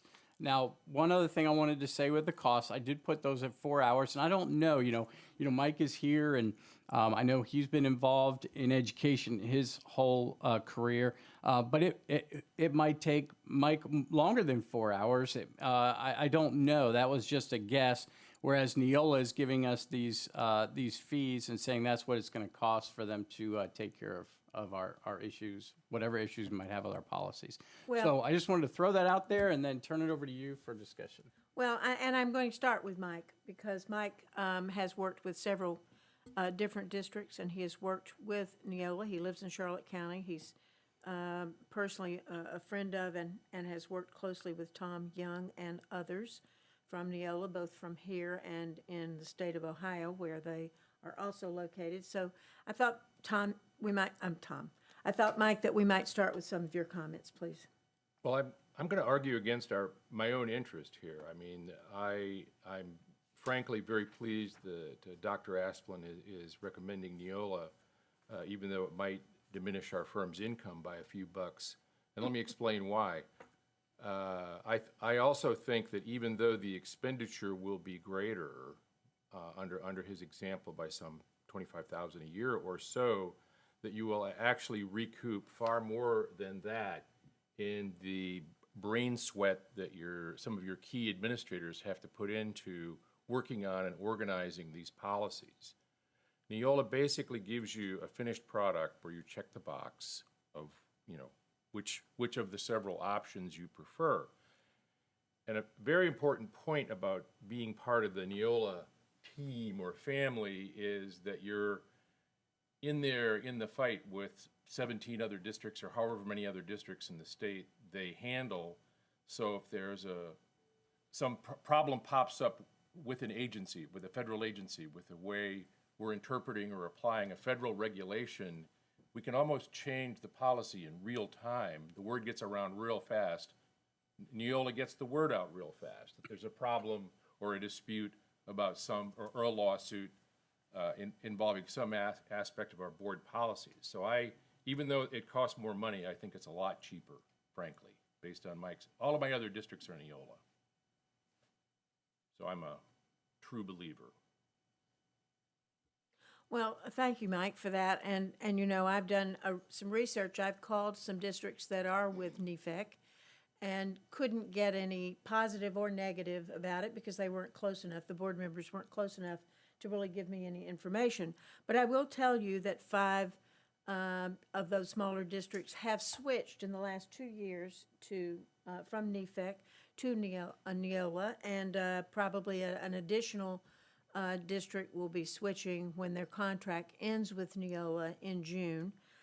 So I think that's informative. And I also believe that the savings in staff time will be substantial as well. So there's only one district south of the Panhandle that they would be working with NEFEC, and that would be us. Mostly this is all Panhandle oriented districts that are very, very small. I talked to someone in Suwannee County, I talked to someone in Hamilton County, both of which use them. But, and I still can't figure out or find out how it is that we came to use NEFEC because I can't find a board member from the past. I talked to Carol Todd at length about this at the holiday time when I had lunch with her. She knew nothing about it. I don't think Art Hardy knows anything about how we got to our agreement. It really was an informal agreement. We really don't have a written agreement. We aren't under contract with them at this time. So it would be my hope and recommendation that we would use Neola. And they also work with Sniffen and Spellman as their attorney of record in the state of Florida, who's a very credible lawyer. So I'll start this off with Shirley Brown. Shirley? Writing policy is important, and I think it has to be done accurately, and it has to be done in coordination with the laws. They have to be cited in there, and it's not an easy task to do, even just writing it. I mean, to get it in the right order, because I know the first pass that we received of the 222 that we got wasn't based on what was there, and then that had to do with how many times and how many hands, it went through. NEFEC has, again, we don't know how they got on or how we got in with them, but they're a very small company, and we need to be working with somebody. And I think when we had the issue with when we were rewriting the discrimination and abuse policies, they would have been there for us, and it would have been a lot easier and probably cheaper. I mean, look what we spent on that. And Dr. Aspen, you aren't required to bring this purchase to us because it falls within your purview. And I know we talked about this, and you said, no, you want to make sure that the board is on board with this. So I appreciate you knowing that there might have been some discussion or some, disagreements out there, but that you brought this forward so that we could discuss it again and have a better understanding. But now that we have, Mr. McKinnon with us, that brings us, what was it, McKinley? I'm sorry. I know a Mike, but listen, I got Goodwin finally. I kept calling her somebody else. But, to note really how many other districts use them. And I think it's important to be consistent, because whether we like it or not, we're supposed to be reviewing our policies every year and looking at them. So I think Neola will do that for us and will keep us in line. And, regardless of who comes and goes on the board, there'll be some consistency there. And so I support your effort to move to Neola and get this squared away correctly. Tom Edwards. One of the questions that I have, Dr. Asplund, is that I know we talked about this when we were originally discussing, was staff time and sort of planning when and how we slip this in. How do you feel about that now? Great question. I think whether we're with NEFAC or Neola, if we are going to go through all of our policies, which I think we need to do, it's going to take some staff time either way. But I do think that I know we've talked about our costs for our strategic plan a little bit, and one of the costs in there was a project manager for different projects that we have going on in our system, and to have someone as a project manager who can kind of work closely with Neola and our department heads, I think that's going to be critical, and I think that's really going to help us out quite a bit. So I feel okay with it. I've talked to the cabinet about it. We're ready to push forward. I think what we want to do is get the strategic plan well off the ground before we actually start it. But I'd like to be able to sign the contract so that we're ready to go in a couple of months after we get the strategic plan moving. Thank you. I guess the other piece of this that I've done my own legwork too in terms of asking about the two companies. On just from my own purview is that we've been with NEFAC for at least the length of time that I've been here, and I don't see them being proactive in a way of trying to want to necessarily reach out and update our policies, which scares me that they left us not in a lurch, but in a place where it's been many years since our policies have been updated, and so I'm concerned about that. So I guess from my own research and from what I've seen of NEFAC on the short side of things, I'm inclined to agree with you, Dr. Asplund. And I would just interject, Tom, that what they send us is a product, and it may have syntax errors or whatever, but what they send us is the revised policy, if you will. They've never been here on site, and I know that Dr. Asplund had some issues just trying to get a proposal from them to find out what it would cost and so forth. So, and I've dealt with them with ethics training and a few other things, and a couple of people that represent them I know personally, and so it's been a little bit of a challenge in that way as well. So you won't see them here. They would not come here. This is not their service. They have someone that they work with locally that helps them to create policy based on what the legislature has done or whatever, and then they just send it out. They don't really come on site. Karen Rose. Thank you, Mrs. Goodwin. I too support the recommendation. I know from my experience at the executive level and now on the school board, I don't believe we've ever hit ideal in policy process and the strategic pieces that surround it. And I think that you've put a great deal of thought into it, and that we, have the experience of the attorney, and that we need to move in a more productive direction with that continued focus you're putting in place on instruction and quality schools. So I fully support this. I think that if I look at the extra cost, to me, very similar to other things we talked about today. If we put that cost out front, it gives us more quality and product in the end, and policy is at the heart of everything we do. So I fully support your recommendation. Thank you. Bridget Ziegler? Thank you. Dr. Aspen, on the comparison of NEFAC and Neola, you have year one, $10,000. Why would we be paying an additional upstart cost? I talked to Neola again to say, okay, I need to know a number, not just for a revision, but if we were going to go through all of our policies and make sure we're looking at every single one, like we would do with Neola, because that's really what we'd be doing. You mean NEFAC, Oh, right? I'm sorry, yeah, so you were that's- talking to NEFAC. You said NEFAC, Neola. I'm sorry. Okay, okay. NEFAC. And so they told me, yeah, they would charge us $10,000 to go through all of them. And then the other part next to it, where I have 40 hours and 40 hours, that's 80 hours. That's for an attorney and or other people to help us walk through that.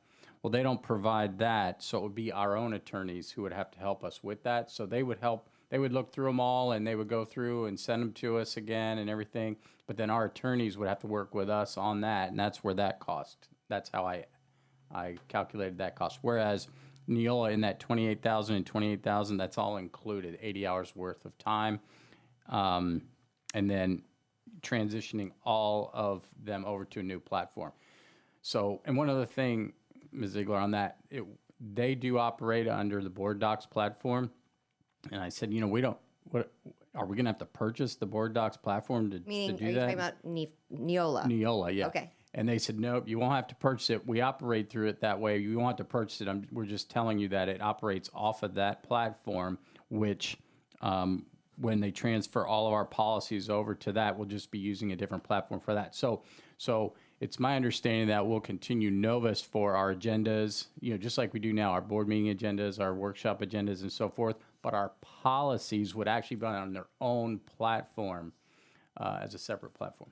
Okay, so that's a really good point to point out. So, and then just to clarify, Mr. McKinley, I know because you had previously dealt with Neola, because we have zero attorney fees here, when Neola sends over their policies, it doesn't go past the general counsel at all? Oh, no, it does. So there would be an incurred cost? Yes, there would be some cost. Well, my thought was it wouldn't. So here's my reason: Because- listen, I know lots of counties that use Neola. I'm not against Neola. I'm looking at this truly from what I've learned from the past, where I see where there was errors and flaws and it was broken through, and it really didn't come down to Neola or NEFAC. It was the staff aspect, and I really want to get back to that because I wasn't actually planning on making much of a statement here, but you said something that I think is really important. So I just want to make sure, if even for the board members, we look at it that way. So if an attorney, so they would send over a policy, and I understand that and I agree. I will go back to policies it's our responsibility, it's our job. I don't want to be penny wide, pound foolish. I want to have the right policies, be in compliance, because if it's not, that could be very costly. So I'm on board with that. I know, regardless, that is that's the purpose of having a policy from a risk management standpoint.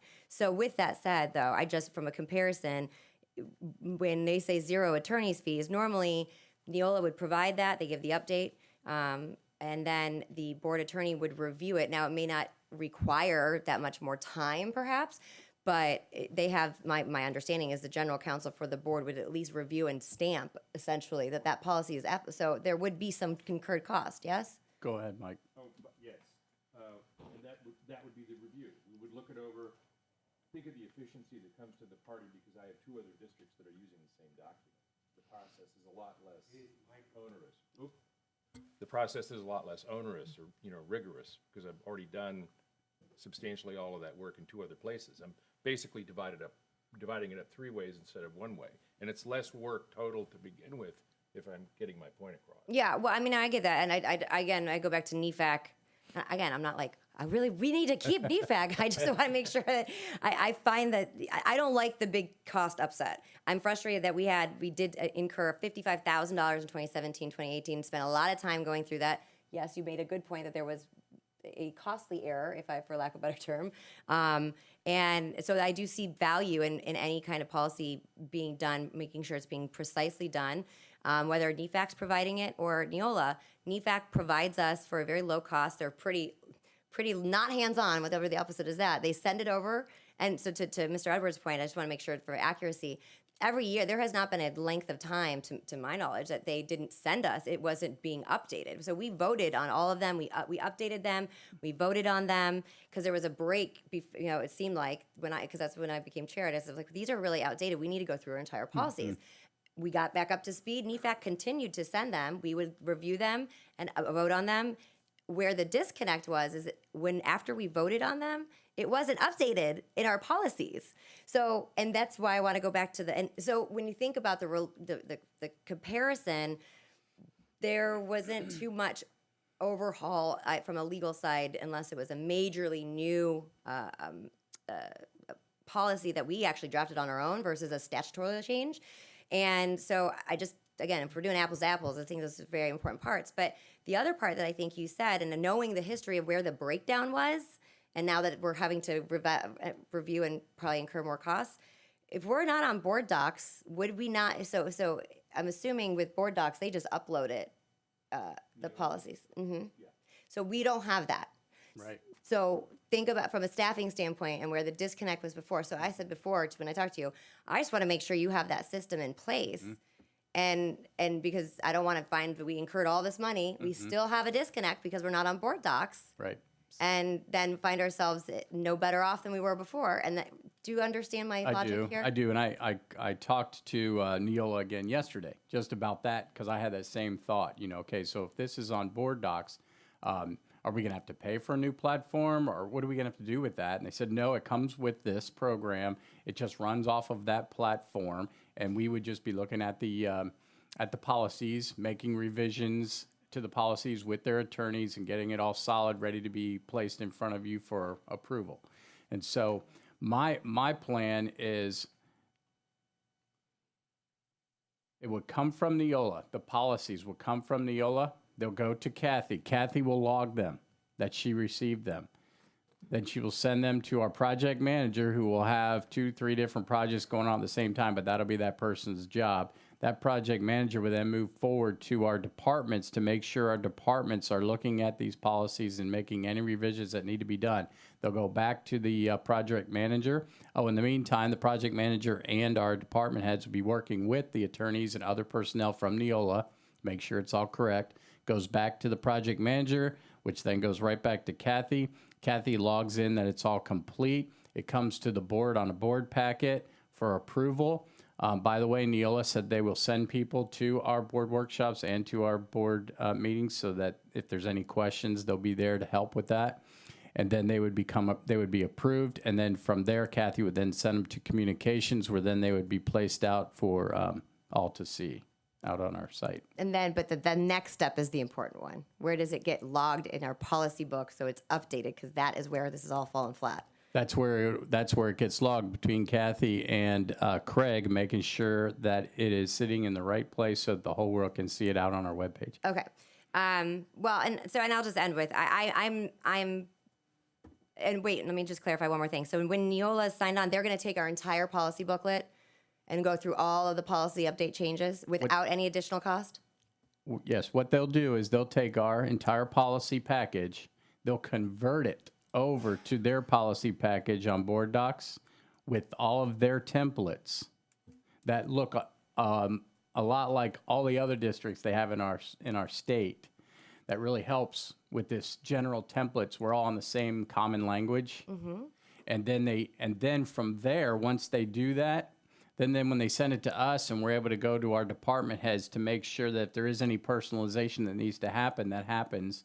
And then that's when it comes back to once they approve it and our departments approve it, and then it goes through the process I just mentioned. Okay.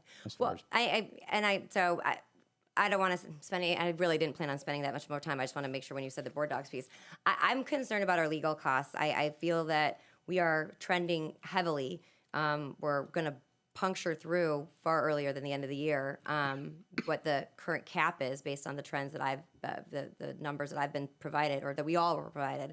And so to me, when that was something that our general counsel would, in addition to NEFAC, was supposed to be overseeing, and now we're outsourcing it to Neola and working with their attorneys, my frustration or concern is that we are paying exorbitantly more in legal costs, but it seems like we are not getting the same level of service, and we're having to now outsource it somewhere else.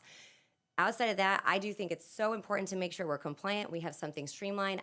I get it, but that's the only reason I don't support it, because I think I'm concerned from the legal standpoint of it, and that's no disrespect to you. That is just that was before your time. So, and it's because they have the expertise. Well, I think Mr. McKinley, you do have that as well, but I believe that it's been referenced. Hey, Neola has this expertise; they know this. But I also believed that when we bought into a certain firm that they had that breadth of knowledge as well. So with that said, let's move forward. I will not be supporting it, but that's all. Somehow this doesn't surprise me. But I would just want to add a couple of things. Neola will come on site, whether it's one attorney or several attorneys. They will work with our staff based on what we tell them that we want them to do, up to a total of 40 hours in the first year and 40 hours in the second year, to make sure that they are giving us the help that they need. And I say whether it's one attorney or several, because very often they do bring several attorneys in, but they only charge you and charge that as 1 hour. So I did want to mention that as well. Shirley Brown. Yeah, I just wanted to clear up. We did review our policy a few years back, and what that amounted to is each board member got a chapter or two, and we kind of looked through it. But we really didn't look through it to make sure that the correct statutes were cited and this and that. And every year many of those statute numbers get changed. And we didn't look at that, which is, I think, the most important thing we needed to, but we didn't have the skills to do that. I mean, we ended up making, changing chairman to chair, and putting a capital or removing so they were just those kinds of corrections. But what we need to do is have that overview to make sure that the statute citings are correct. And that's where I think Neola has the background, because they've got all those statutes, what they've got for all the districts in the state. So they've got it. And I think when the review comes through, that they'll be in a much better position to get us in the right spot. I know for several districts who use Neola, it is a gold standard, and they feel very confident that their policies reflect that, and that is one thing that their senior staff and others are not encumbered by as much in terms of actual staff hours. So I think we've got to prove that it's the case, but I think it is the case, and I think they are known across the state as doing an exceptionally professional job. Tom Edwards. One last thing, I know I've asked Dr. Asplin to look into this a couple times. When I was taking the policy course at the School Board Association, they would ask us to research into our website and search for a particular policy. And when we do that on our search bar, it takes us to our policy page, and then you have to read through every single solitary policy. So what I've asked Dr. Asplin is, can we have a second search bar for policy? And what that may look like is, just like we have a separate area for school board and who school board is, that our policies become a separate place, and then it has its own search bar. Is what I've asked Dr. Asplin to sort of look into, and that might address what you're asking for, Mrs. Ziegler, is that it would have to be constantly updated to make sure that that particular page in our website is updated so that we can search. And frankly, not just for us, but it's real important, I think, for the public to be able to use that search bar to know exactly what our dress code policy is and why, and what their parent right is, for example. They can go right in, they can search and find it immediately. So maybe that'll help. Can I answer that real fast? Yes. Okay. Thanks, Mr. Edwards. And just so you know, yesterday I talked to IT about that. And as far as the platform that we have right now, being able to do that secondary search does not work. However, what I was told was if we were able to take all of our policies and put it in one PDF, we would be able to go to secondary searches. So they're looking at that. And then what I also want to know too is with the Board Docs platform from Neola, that might be able to do that on its own, but I'm going to check on that too. But in the meantime, we would need to do what I just said. Okay. Great. So how are we leaving it? We're leaving it, and we're going to put this on a board meeting next week for approval? Yeah, I have it on the board agenda. I think For it's next under week? new business, actually, to be voted upon. Okay. And then we will Perfect. move forward from there. Perfect. Thank you. Moving right along, the evaluation tool. Okay. So, so you have the superintendent evaluation tool in front of you. I know you remember last year, the items that were on there. There were 10 basic items on there from the 90-day plan that I'd written from when you hired me, and so then this year we looked at some other plans. Denise and I looked at some other plans and from other districts to try and have something that we could possibly utilize every year, so it wasn't so specific as far as that 90-day plan, but also allow us to add indicators in there that had to do with our strategic plan year after year as well. And so I know you've read through this, and I just wanted to get some feedback from you on this. The one thing that I did think that we needed to change that is on this one here that you see in front of you is the rating. I think the rating should be the way it was last year. Last year, the rating was more like what the teachers had, and I think it's important that I have the same thing that all the other So folks not the have. 5 spots, but 3. But 3 spots, yes. I had a question about that. yeah. I was wondering why we That changed seemed to work it. pretty well, and I think Yep. everybody understood it, and it goes along with what we have with others in our school district. So, but other than that, I wanted to know or get your feedback on, are these the standards that you would like to see, and the indicators that are listed under there, do they look okay, or do I need to delete or add some indicators? The other thing is, under the indicators, I did try to place some of our strategic plan strategies or goals in there. And what I think I'll do is highlight those a different color just so you can see what the specific strategic plan ones are as you go through this during the evaluation period. And then my understanding is that we would go through this, I think, in August, because then we would have the FSA data by July, and it would be good to have that before we actually do the evaluation. Is that correct? Yes. Everybody agree to that? I mean, it's difficult to evaluate somebody if you don't have the data, right? Yes. So I think that would work out very well. Questions? Bridget? Yeah, real quick on that. So yeah, I thank you for bringing up that, Dr. Asplin, of trying to change it and align it to the rest of our evaluations for staff. I applaud you for that. I think that's important, and I like that you brought that forward. And I think this setup is fine. My only point wanted to raise is that when we talk about doing it in August, or if you said August is the good timing, do we need to look at his contract? Because I believe, does the language say we need to do an evaluation before June 30th, 2022?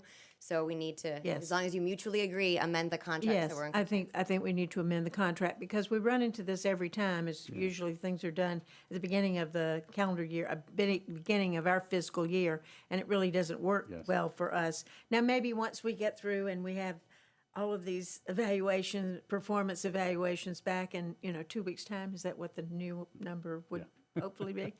Maybe that would work, but yeah, I think we do need to amend that. So, and I'm glad you brought that up. I think what I'm going to do is have Linda or Kathy send you a copy of my contract. 'Cause I hadn't even looked at it for a whole year. I didn't, and I just looked at it yesterday. I'm like, oh yeah, now So it might be good for y'all to see that and then decide what you want to do if you want to place some other things in this evaluation.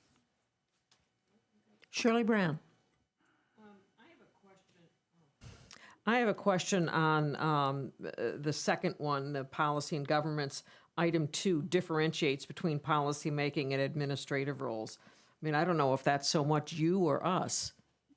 Yeah, I'm not sure that needs to be in there unless you see something that would be more specific. Maybe I can make that more specific if you feel like it's important to be in there.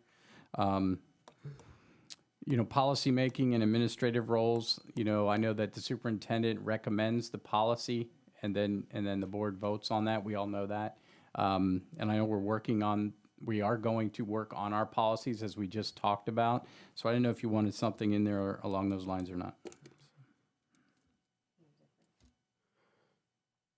I mean, I just don't think it's you so much that we should be, I think it's more we should be judging ourselves on making that differentiation.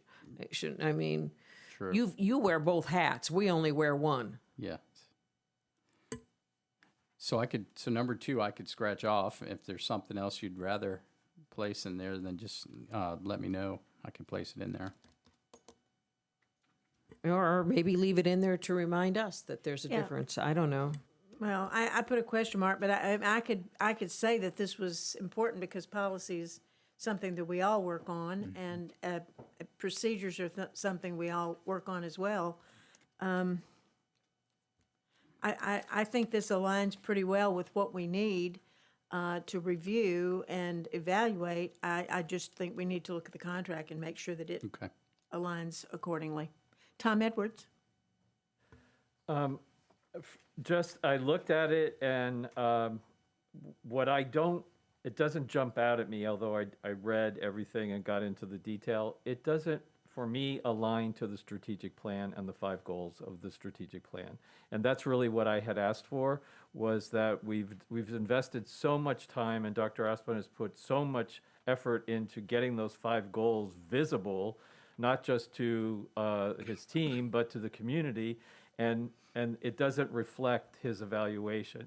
So when I look at, if I would just quickly make a suggestion that we could have some evaluation of criteria, maybe we lift that from the summary page, and you apply the summary page criteria to each of the 5 goals, so that overall, we're still talking the same strategic plan language. That's I mean, I don't want to be a game changer. If everyone loves this document, great, I could live with it. But the goal for me, in terms of creating the document, was to align it closely to those 5 goals. And we talked about some metrics, Tom, which, we need to probably think along those lines as well. What would be a great thing if we increased some of our student performance 1%? I think we had that one year, correct, Shirley? So for instance, yes, I'm sorry. So for instance, if you look at standard 6, Yeah. I tried to, let's see, number 6, 7, 8, 9, those come straight off of the strategic Yeah. plan, okay? 6, 7, 8, 9 of what page? Yes, of standard number 6. And so there's little pieces of it throughout, but I think I know what you're talking about, Mr. Edwards. You'd rather see it as, goal 1, goal 2, what parts of goal 1, so we could follow it a little bit better and understand. And I was trying to use those, the metrics, which would be like, we call them the North Star metrics, the big ones. I could drill down even farther into strategies. I wasn't sure how specific you wanted me to be, but I know with sample evidence, I'd planned on giving specifics when I put the sample evidence, but if you wanted me to place that under the indicators, I can do that as well, or keep the indicators more at a higher level like the percentages. And remember, with FSA, there are 10 or 11 different categories that have percentages, and I can, even though the strategic plan will increase those percentages, not that we're zoning in on the percentages because they'll take care of themselves if we're doing the right things, right? But I can place those in here. There's 10 of them, and we either meet them or you don't meet them.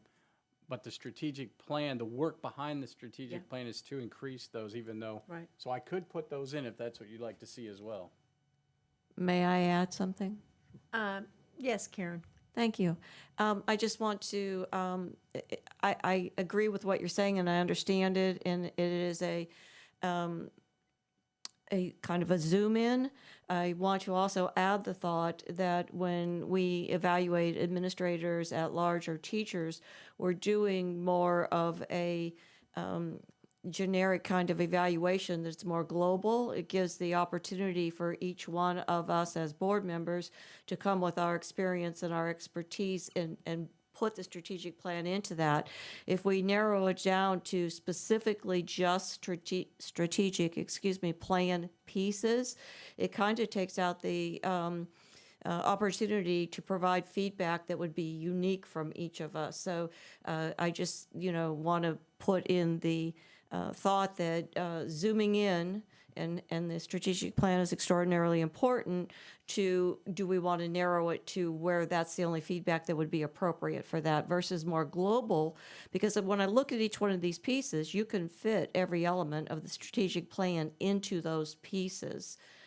So that's all. I'm not disagreeing. I am absolutely validating, but also adding that how narrow do we want it to be when we can, from your particular perspective, if you want to focus on the strategic plan, you can put it into every one of those targeted evaluation pieces. If I can, I can and I did interpret the 5 goals within the document that was presented. I'm just saying, for purposes of having continuity from the plan to the evaluation document. So to your point, Ms. Rose, I agree that we all are going to have a perspective that's different. And so when I looked at the summary page of all of those different criterias, the criteria page would be number 6. So if we have 5, or the summary page would be number 6. If we have 5 goals, he could be assessed within each of those 5 goals. And then our individual comments or subjectivity, objectivity, however you want to look at it, could be in that 6th page. Well, Again, I'd be happy, I can work from this document. I'm not saying I can't, and I'm not trying to be, difficult. I'm just throwing my thoughts out there. Well, the strategic plan is very important. It's very important because we haven't had one really in a long time. But it's not the only thing that I look to a superintendent, a CEO, to do as a leader. And I think there's a balance there for me. Bridget Ziegler? Thank you. I thought the same thing. So I think I'm I'm indifferent, but because I'll speak for me personally, I wanted to make sure we had this because I wanted it to line up with all the work we did around the strategic plan. And you do see, kind of to Dr. Asplin's point, there are elements that are specific because I'm thinking more metrics. Some are more subjective, some are more objective, right, when we think about our overall evaluation. And I personally would be very honing in very deliberately on the metrics that we discussed, that, or at least the ones that are included currently on the strategic plan. Those are being part of this evaluation. Now I know I think it's the instructional leadership, you really get pretty narrow into those actual metrics, like 6, 7, 8, 9, 10. And then some of them are more subjective. I'm getting even flipped up flop. So, I agree with you, and I think it's a good point that we have put so much emphasis on that. And so if there's a way to make it more streamlined, but I'm indifferent, but I would be putting it into this. But it will be playing a very pivotal role in the evaluation piece. So, Shirley Brown. Well, I don't know whether it needs to be in the evaluation. It least needs to be in the discussion that you have one-on-one with each of the board members. There was some discussion, at our last superintendent was getting, raises based on FSA scores. And then they were saying the teachers were going, well, he didn't do those scores, we did it. So do we give him the credit or discredit for if an FSA score goes up or down? I think it's important for us to know what they are and to get feedback on that. And then, and I think we're going to be getting on the strategic plans, we're going to be going through those goals and you're going to be telling us what they are. So, does it have to be here? Does it have to line up? I think those are things that we need to be looking at, but whether it's on here or not, but, I'm only going to be doing this once and you guys are going to have it longer. But I'm happy to have it, on a one-on-one basis. Yeah. Or also, when you present to us in the district where those numbers are, but whether we give you all the credit for an FSA score, I'm not sure. Well, we haven't looked at this before now. Do we want to all of us kind of look at it again and then maybe at our workshop and February attempt to finalize it. Would that be good? Yeah, and I'll go ahead and take what I heard today and try to. Yeah. Actually, Denise, she's amazing. She really has helped us with all of this. So, Denise, you and I will sit together and go through that. Wonderful. Terrific. Anything else? Thank you, Denise, as always. And now we'll move on to policy 2.22. Before we go on that, there was the other one, that parental rights that was taken off. And now there's one that's written that has all of these rights in there. But I thought those things were included in several places throughout our policies, and we updated them with that group. So why are we doing another one? So we pulled that because of basically the question that you just asked. And I wanted to get some additional feedback, but the main reason that we were putting that together was because of the big question about which parent do you go with when you're a principal and you have two parents standing there. What do you do? Or if a parent comes in and wants to look at their student's information and they're not allowed because they're not on the card because they weren't the registering parent, all those things. Well, I'll wait till next board meeting to talk about it more.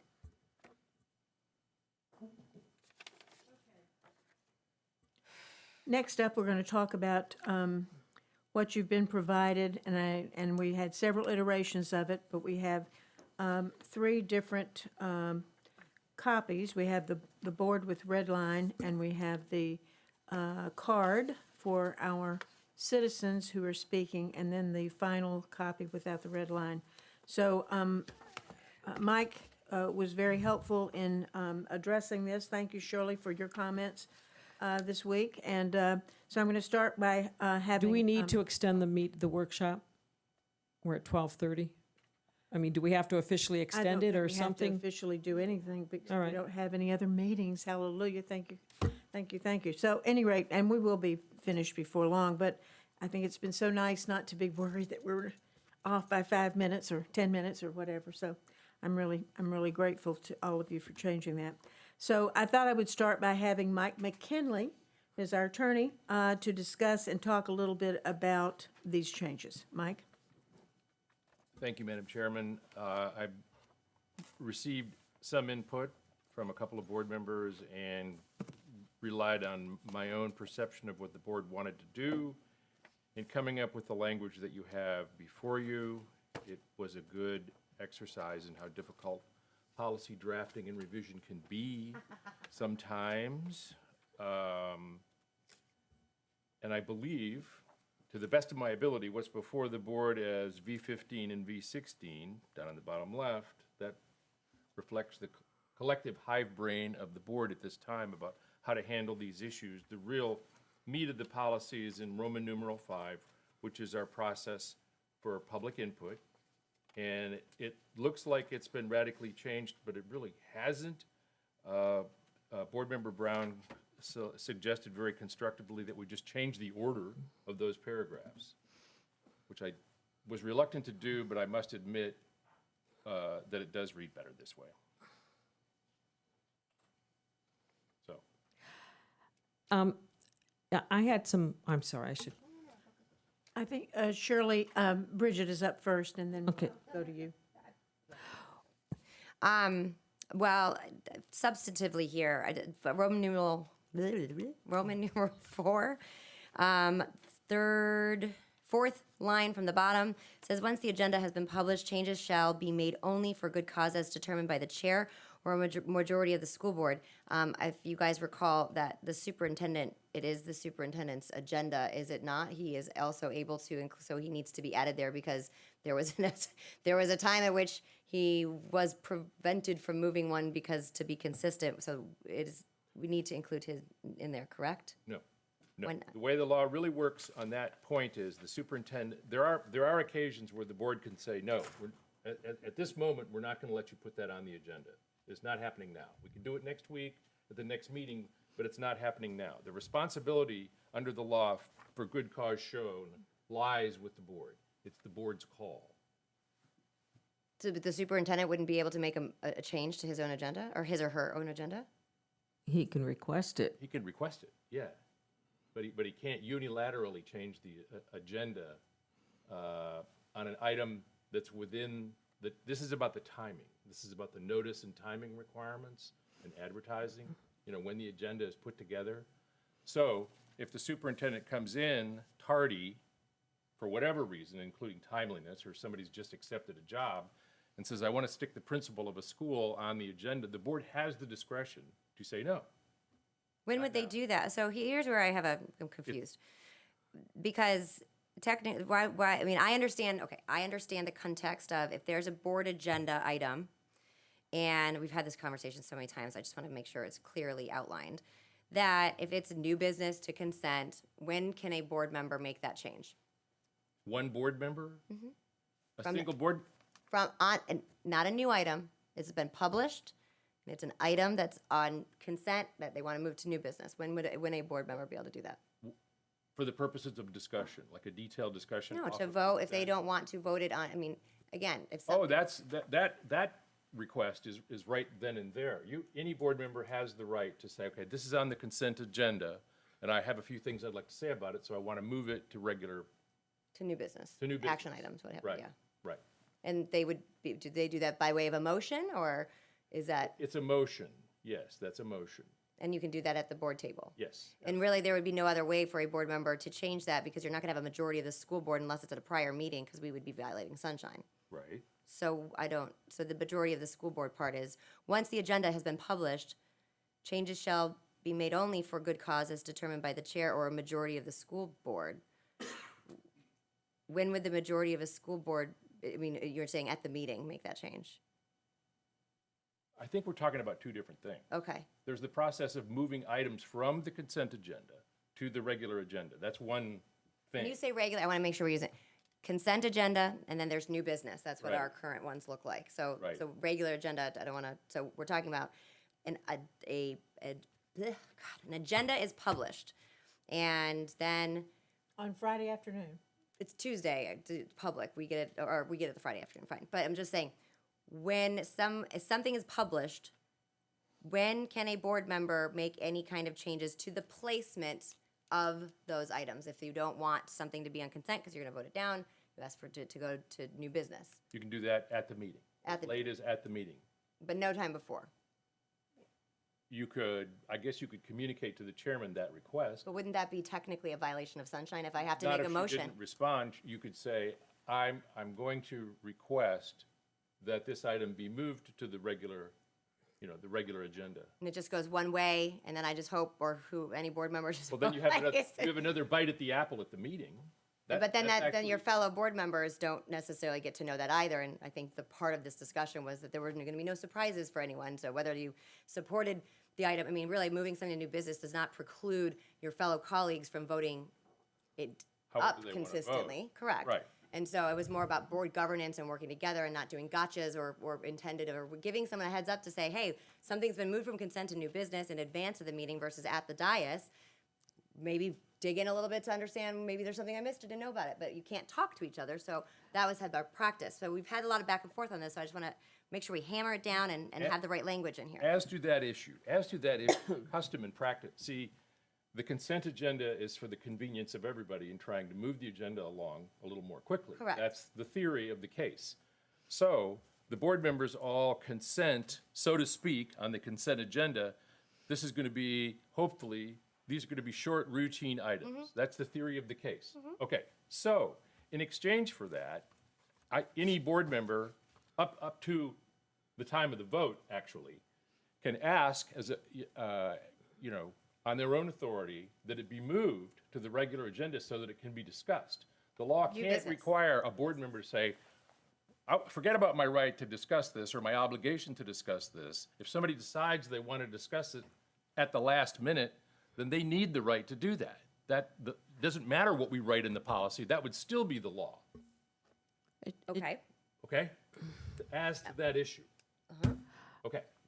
Can I add something to that? Well, sure, I just want to make sure we're clear, so that, but that's by way of a motion? No, it's really just the way I perceive it and the way it's always been run when I'm in the room, is a board member wants to discuss it and take it off of the consent agenda, by heavens, it's off. We're going to talk about it. Without a You like vote? it or not, without a vote. Because that's how you make a consent agenda work. Otherwise, you're stripping a board member of his or her right and obligation to discuss an item that they've got a problem with. I couldn't agree more, but I just want to make sure it is explicitly clear in here because it has been an area of disagreement. And to make good board governance, do we need to specifically say that in here? I would say we probably do based on the historical aspects that I've had to deal with and other board members have. Okay? I haven't reviewed that question vis-a-vis the language, but there's, no doubt in my mind but- what the law is. But okay? in essence, the board member has the opportunity before it's published, if they have a problem, to go to the superintendent and discuss that problem with the superintendent and perhaps work it out. If, By all means. If something comes up, if it then gets published on Friday and the public is reading it and over the weekend reaches out to a board member to say, oh, this, I can't support this because blah, blah, blah, Or I blah, want to blah, discuss this, or whatever. that board member could go to the superintendent They and could. ask the superintendent to pull the item. Might be better practice and it might be better protocol, but I'm telling you, if you tried to write a policy that said anybody that wants to pull an item off of the consent agenda can't do it after the Friday before, it would be unenforceable. Right. Well, that's what we've been doing, Mike. Okay? Well, Let's just cut to the chase. That's That's what we've why been there are doing. so many attorneys in the world, because you have so many points of view. Yeah. And I may be crazy about this, but I am not in doubt. Yeah, but I think that we just do clarify that, we get it ahead of time, and that's the time we're supposed to look, and if we have a problem, talk to the superintendent, and then if we still have a problem, ask the superintendent to put it to new business. And that can happen, but if it happens after that Friday, There will they be still no- should talk to the Yeah, superintendent. but there would be no new items added to new business after that Friday. We've got to have a process, however Yeah. whatever words you choose. Yeah. Where a board member could pull an item from the consent agenda and raise Cain about it at the board meeting. You Yeah. can't say, oh, we're not doing that because of our rules. Well, I can't do that. want the You bo- shouldn't do that. I want this policy to be reflective, and I thought that we were doing it appropriately by saying it had to be completed and had to be Not published as to 48 the right, power, and responsibility of an elected official to do their job. But does it go to new business or does it go to unfinished business so that we can Wherever- all think about wherever. it the next time? I don't So- care where it goes, but it's got to be discussed and kicked around. Right. You can't, if you don't have that rule, that overriding rule, you can't have a consent agenda. Right. That's the dynamic of having a consent agenda. Otherwise, you can sit and discuss every item until the cows come home, if that's what you choose to do. But if And you and like I that think shorthand process- they're on their way now. Okay. I don't want to discuss cows. Okay. But so what we need to do is redo this paragraph 4. Okay. To be reflective of what the law states, and how we will work in the future. We're not going to have a new agenda item placed on the agenda. That's a different thing. That's a different story. question. Yeah, so maybe we need to be distinctive as to what we're talking about. As long as we're doing it appropriately and properly, I don't care. And Bridget has more of those that she comes up with late in the game than the rest of us, so I know that she would be delighted to have that, and I think it's okay. If that's the law, if that's the way we're supposed to do it, let's do it that way. I believe that with all my heart. Okay, well, good, I'm glad that you do, so you know what we're talking about. I do, And how to fix and we might want to look at what other and I will. it what never the fails language me. that other Even though that was a districts thing have. This very moment. Oh, it's So, been a thing. It's a thing. Okay, okay. Just to confirm though, you mentioned something about the superintendent. So when you draft that, because again, using an anecdotal story, the superintendent was not allowed to move something from new business, from consent to new business upon a board member's request because it said only the chair or majority vote. Yeah. So I'm just using so we can work together and work seamlessly. And I think there were members, and I appreciate that. I would like to be able, or any board member, be able to afford the opportunity to move something. They can't talk to I would prefer to avoid that from a compliance or risk factor standpoint. And that if they can do that vis-a-vis the superintendent, they're not violating sunshine, they're having that conversation. Can they move it from new business to consent versus only making it the chair? Let me make sure I understand you. Okay. You would we're still talking about the situation Yep. where we're moving something from consent to wherever you all like to put it. Yes. Right? Okay, that's what we're talking about? Well, it seems reasonable to me that the superintendent could say, we've had a board member request, as long as he identified the board member, it's not I've got a secret, right? That this item be moved from consent to da-da-da. And we might as well take it seriously at that point, at least in the moral, ethical universe, legal universe I live in, that's gotta be how it's gonna be. But really, the legal authority to do that comes from the board member, in my view. At that moment, correct. at And you that could do magic so. moment. I think what we're trying to, again, in the spirit of good governance and working together of as legally possible, again, not violating sunshine and allowing the superintendent that authority so that there could be a notification to the other board members so that it doesn't wait till it's at the dais, because I recognize that, and I respect that that has been a frustration and feel like they're blindsided, and that's not the goal. So the language should reflect such so that Yeah, the whoever superintendent would be a suitable messenger for that message. But it's the legal authority of the board member that says, nope, no good on consent. Correct. Thank you very much. Very much. Listen, these are not personal calls that I'm making. This is the way I believe balls and strikes should be called. Yep. Okay. I agree. Tom Edwards. I don't for a moment think that it's personal. So, but I tell you that when it's happened, and this is really what my understanding is, I would appreciate if the superintendent is a messenger. That would be very helpful. That would strike me as better protocol generally, you know? So then it's not a policy, it's a procedure. Is that Yes, correct? yes. Okay, then I would highly recommend that. And then does it automatically have to go to new business? Can it go to unfinished business so one one may have time to contemplate what they just heard and then reevaluate? However you choose that, the last question is however you fits in best with your culture and way of doing it. That's more of a Roberts question than a legal question. You know, whatever you all think is the best process for that. I don't know if I see a real meaningful legal distinction between those two places on the agenda, right? We don't usually have unfinished business. Yeah, a lot. Now that you say that, a lot of people don't. We just don't It's called acknowledge. pull for comment, pull for comment, right? Yeah, pulled for comment. Yeah. And that is for someone who's not going to vote.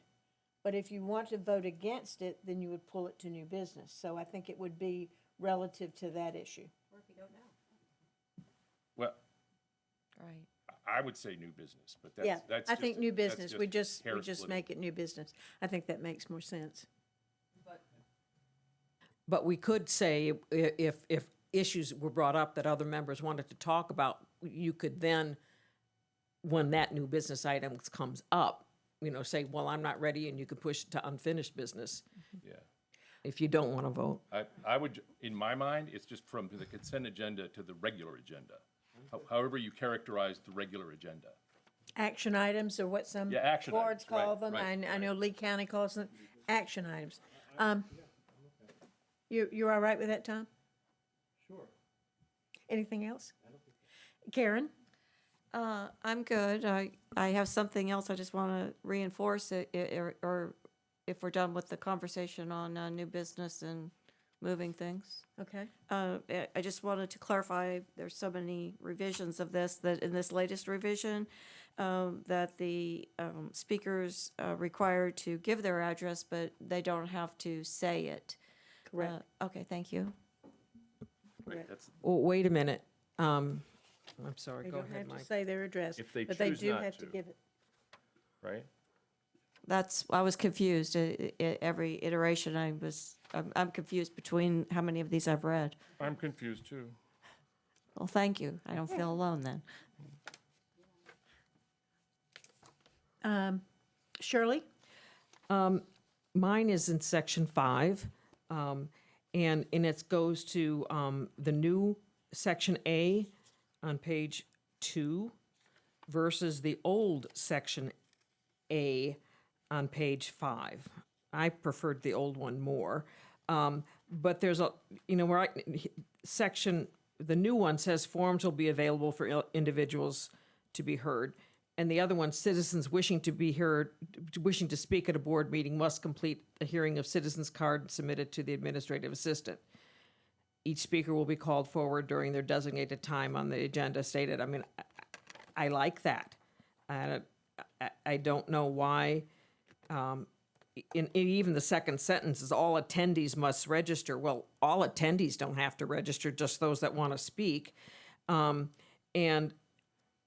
And I don't think we really need to add if attendees wish to do so, they can indicate, on the card. It's on the card. If you want to fill it out, you can. I don't know that you need that.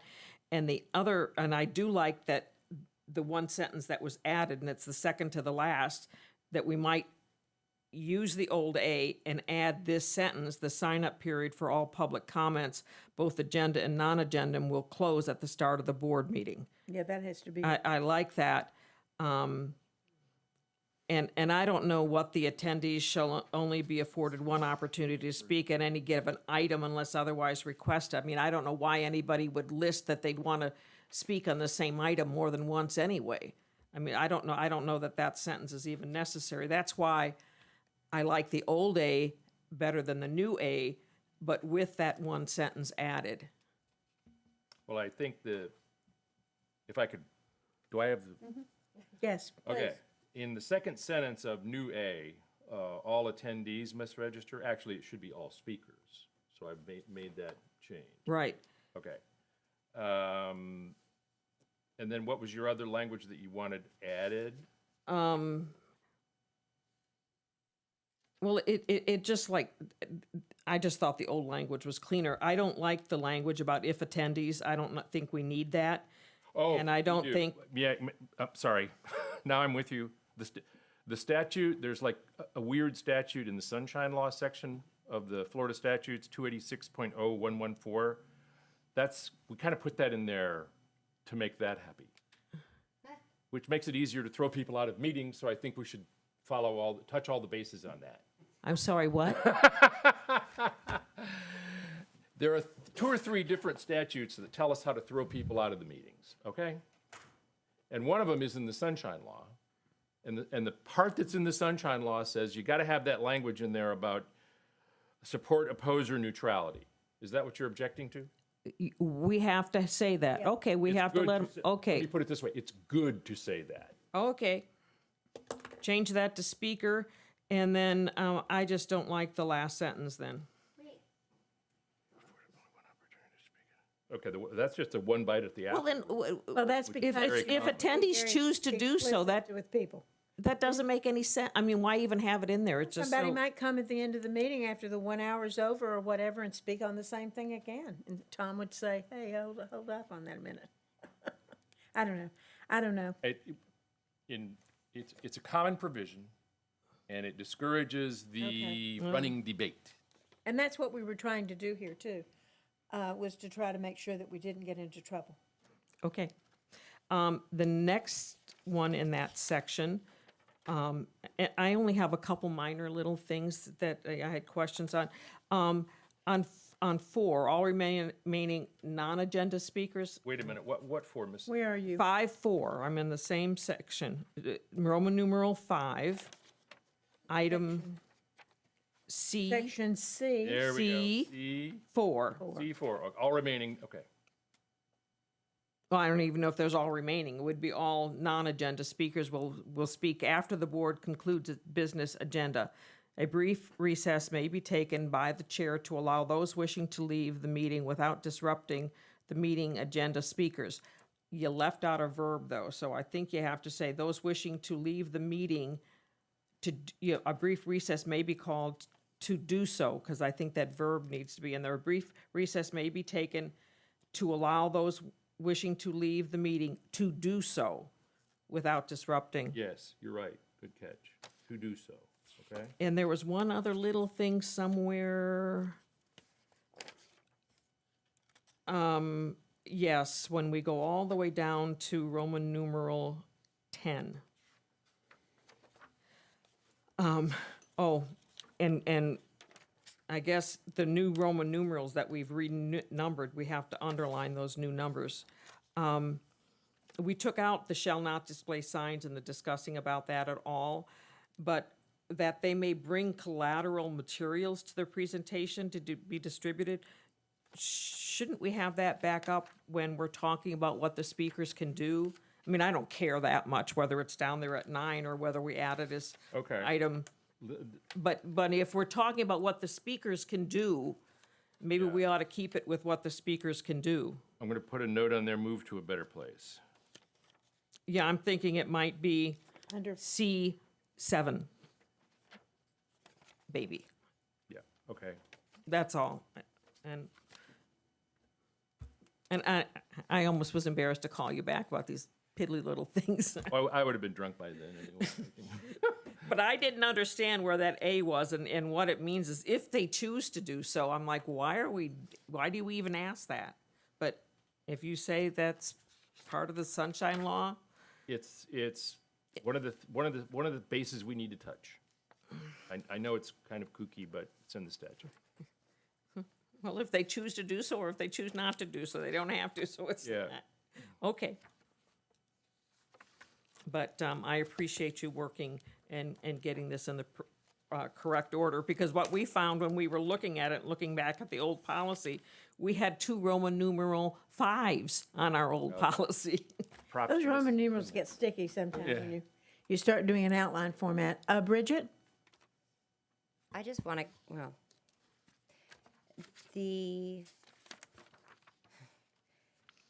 when we say that it's under Roman numeral 5A, what we were saying before,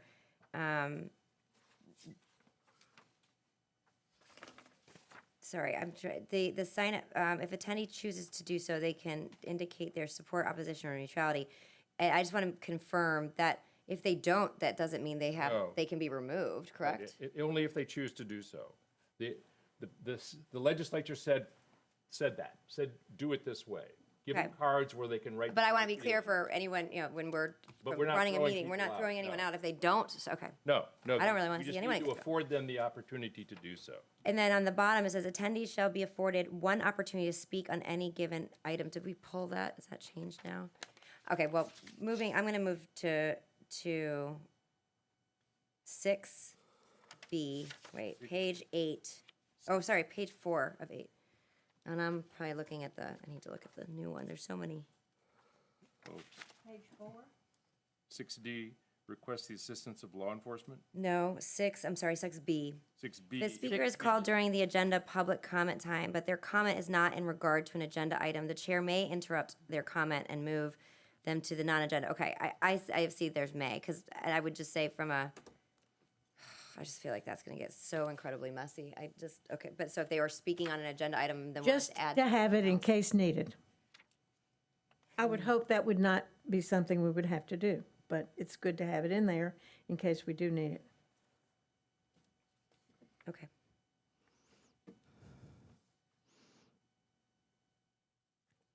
Anything else? Yes. I missed Shirley one. Brown. I missed one. And this goes to Roman numeral 5, section D, item page? 6, small a. The chair may interrupt, warn, or terminate when the statement is too lengthy, personally directed, abusive, obscene, or irrelevant.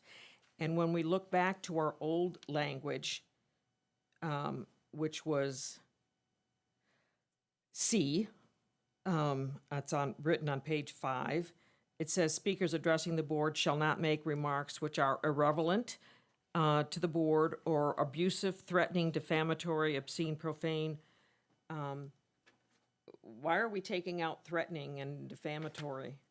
I mean, I thought one of the issues was that we were getting threatening and defamatory. And when I'm talking about defamatory, one thing I'm thinking of is the speaker that was saying that the person who did our strategic plan was, the company was owned in Saudi Arabia and other these things, and she was defaming the person who did our strategic plan erroneously. I mean, we ought to be able to shut that down because I would think that might open us for a lawsuit. Probably not, but would your comment be addressed by just adding the words, I'm just saying if we can Threatening- combine A and C, yeah. right? Speakers shall not make remarks which are, what did you want to add? Just add the words threatening and defamatory to that list of things Yes. you're not supposed to do. Yes, Cure your concern? yes. Okay. Unless there was some reason that those two words were taken out. No. Okay. Tom Edwards? This may address what I think Mrs. Ziegler was trying to get to. I would say on the card, instead of asking what they're here to speak to, I would ask what agenda item they're here to speak to, because I think it's a difficult situation for the administrative assistant to decide if they're on the front end of the meeting or the back end of the meeting. If they're speaking for a specific agenda item, they would be front end, and if they don't have an agenda item, they're back end. Very clear. That's good.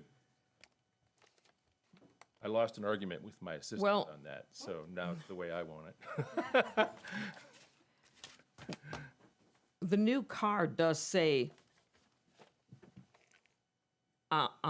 subject or item number. So we might want to say agenda item number or Item number.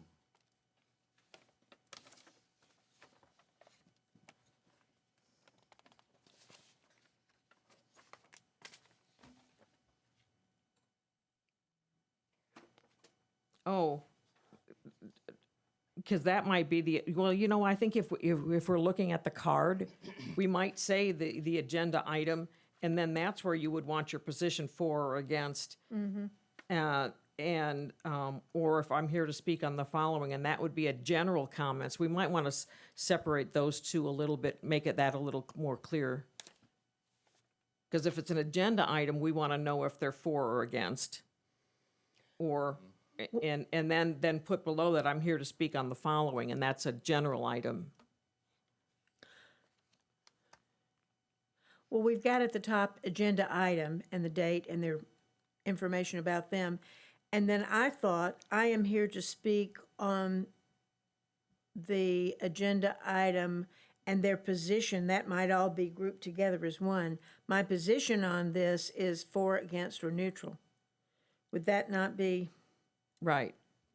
And then on the bottom, I'm here on general information or general subject down below. I think it would be more clear Yep. if we moved the two sentences in red on the card Yep. up to right underneath Exactly. subject or item number. Perfect. Then it'll be easier to interpret what we're asking them to do. Yep. Well, I think we ought to switch the position of those two, because if it's not an agenda item, if it's an agenda item, we want to know if they're for or against. If they're speaking on a general, and we might even say a general item, general, so that we know that there was the general comments. I have a general comment on. Okay. Got it. And Mr. McKinley, since that part there about whether you're for or against is optional, should we put the word optional on the back side of that like you did with the other? That's a good idea. Because we're allowing them, right, but not, they don't have to. Right. That's a good idea. Anything else? See how good it is that we went over an hour? We had good stuff to do today, didn't we? Bridget? We aren't, there, I know at one iteration of this, there was something that indicated that general items would not be televised. That is not in here. That's gone. That's Thank been you. purged. That went away. That's purged. Anything else? Nothing? You sure? Bridget, did you have something else? I've got you up here. Maybe I didn't move you forward. Not on 2.2. Okay. All right, so that is that. And then the next thing up is member comments. And I'm going to start down with Mrs. Brown, and we'll just go right down the row. How's that? Well, I guess we've got several more candidates running for the school board now, which is exciting. But there's also been a lot of things going on social media. One thing that I'm hearing some rumblings that there is a group that's coming out against the referendum. I'm dismayed to hear that, but we just need to be, reinforcing, why it's so important. And then I think it's the end of the month now, the 22nd or something, the 25th, the absentee ballots are going out. There's 117,000 of them. That's going to cost. But I also get concerned about some of the things I see on social media that seem to be in opposition to what we as a board were looking to do at the dais, when there might be somebody out there speaking, encouraging people to come to the board meeting. There's an activist workshop coming up on the 19th. I've signed up for it. I want to see what it is they're trying to tell these people. A school board activism workshop on, I think it's the 19th or 18th or something. I don't know that the board table is the place for activism, against the board at least. If you got a problem with a teacher or a classroom, there's ways to fix that. But I also have concerns when, we've got board members that out there speaking, against woke or supporting that anti-woke bill. That's telling teachers that they can be sued for things they say in the classroom. And I think we need to be more supportive of our teachers and our staff. Our teachers are getting bombarded, from all the masks and all of this. Now that we might be putting a bill out there, or there is supposedly a bill out there, is it no woke or something? If any of us are out there supporting that really, I think, is a slap in the face to our teachers. It might open us up for lawsuits. I just don't know why, any board member would want to do that. So I would hope that when we're out there, not only at the table, speak and support that we're all working together, but when we're out there in the public, holding my breath, watching the numbers. And I see already we don't have too many out. I think it was less than 0.5% out so far. And knowing that this new wave is going to come and go, hopefully, before it creates too many problems.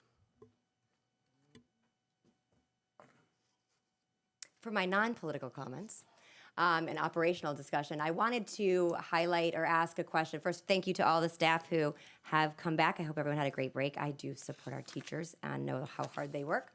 But in an operational sense, I know Mr. Dumas, and Dr. Asplin, as far as it went to some of the provisions in the workflow. And I know there's been changes since the beginning of the year and beginning of the school year, and then CDC guidelines have since changed.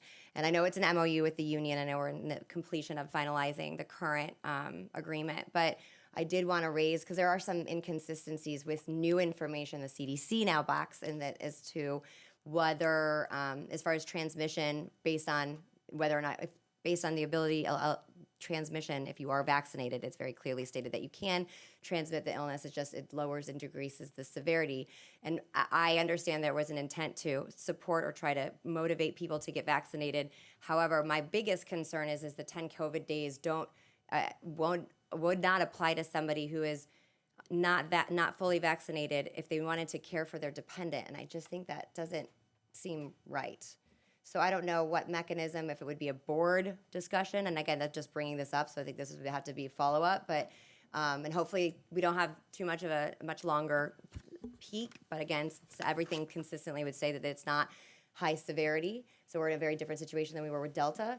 But again, when I'm trying to, if we're lining up and we're drafting this information based on CDC guidelines or what have you, and since then, more information has come out about the efficacy of the vaccine by way of transmission. I'm not saying like severe. It's clearly illustrated. It lowers the severity, but you could still clearly transmit of COVID even if you're vaccinated. And so and I don't make that up. That's CDC has said that. So when you look at the MOU, it seems a bit inconsistent. And so I just want to see what that mechanism would be it would be a board vote or what have you, and then maybe discuss that future-wise. I don't know that we need a board, thank you, I apologize for starting early on that, apologies. I don't know that we would need a board vote. Where we are is we developed an MOU very early on in contract negotiations with SCTA regarding COVID days for this year because we knew we were going to be facing it throughout the year. So we certainly could, with consensus of the board, which I think we could do today, if you wanted to have us go back to the SCTA and look at that MOU, we would incorporate that MOU. Right now, we're finalizing some of the language that we've come to agreement on that'll be proposed. It'll come before you for a vote soon, and it'll go to the membership to vote on. So now would be the time to take a look at that before we incorporate it into the final contract language for the year. So if the board felt like they want us to readdress the requirement for vaccination status with SCTA, we certainly could do that at this point. And then just to follow up, and then we can is that there is a difference. Is there a difference as to quarantine days for students and teachers? Is it 5 days and 10 days for students? Can I, because I've had a lot of questions around that. Yeah, it's definitely different for staff. For adults, we're following the CDC guidance, which is different from the state guidance for students. So it is different, and I would ask everybody to take a look at our website. We've got the graphics on there, but it is different from students and staff in terms of how we quarantine and isolate. Definitely. So we're following CDC or following state? Or so a little bit both, a little bit of But it both. sounds So like- for students, we're following state guidance. Which is? For students, it is if you are positive, you now can return at any time with a negative test, or you have to wait 10 days and isolate. Okay. Yes. And then for staff, it's Or a doctor's note can get you back okay. quicker than 10 days And if you're a staff student. is 5. Staff is 5, and then you're supposed to wear a mask for additional 5 days. That is correct. Gotcha. Okay. Yes, and That's that's the the CDC. disconnect of the Yes. mask piece. And then, Yes. okay. And then I'll open it up to the board. I wanted to line up, and it's more so the dependent aspect of if you're trying to care for someone else. I just feel like somewhat unfair that we would pick and choose from a benefit standpoint based on the current evidence of what has been provided. Thoughts, board members, or is that? All right. Next up. That was a question. Does she want us Go ahead. to Oh, respond? I'm sorry. I wasn't paying attention. I Unless you- apologize for that. Yeah, we just need to know if you all want us to follow up on that and talk to the union to see if we want different language on that MOU or not. Just, I guess we need a head nod if we want to move forward with looking into that. I would like to move forward with it. I think that there's a better way of doing it. I think that you can reinforce vaccinations. I feel like we're going about it in a negative fashion. I'm very pro-positive. So it isn't, I understand the goal to be to promote vaccinations, but we're consequencing instead of providing a positive, we're taking away before we're providing a positive reinforcer. And when we look at what Mrs. Brown said, and I wholeheartedly agree, of supporting all of our employees, and I just look at how can we brainstorm, and today Mrs. Goodwin has been absolutely wonderful. This is the most productive, rewarding workshop I've been in to date, and I commend you for that, of how can we brainstorm, because I think we've done that extraordinarily well today, to unite our community, and specifically in this case, our teachers, because there is a segment of teachers, and we want to support all of them that feel like they're being inappropriately consequenced, and politics is involved. There's so much information out there, but if our goal is to have employees vaccinated, how can we positively do that? I think there's a tremendous amount of positive spirit on this board and goodwill that in this type of collaborative setting, and again, thank you,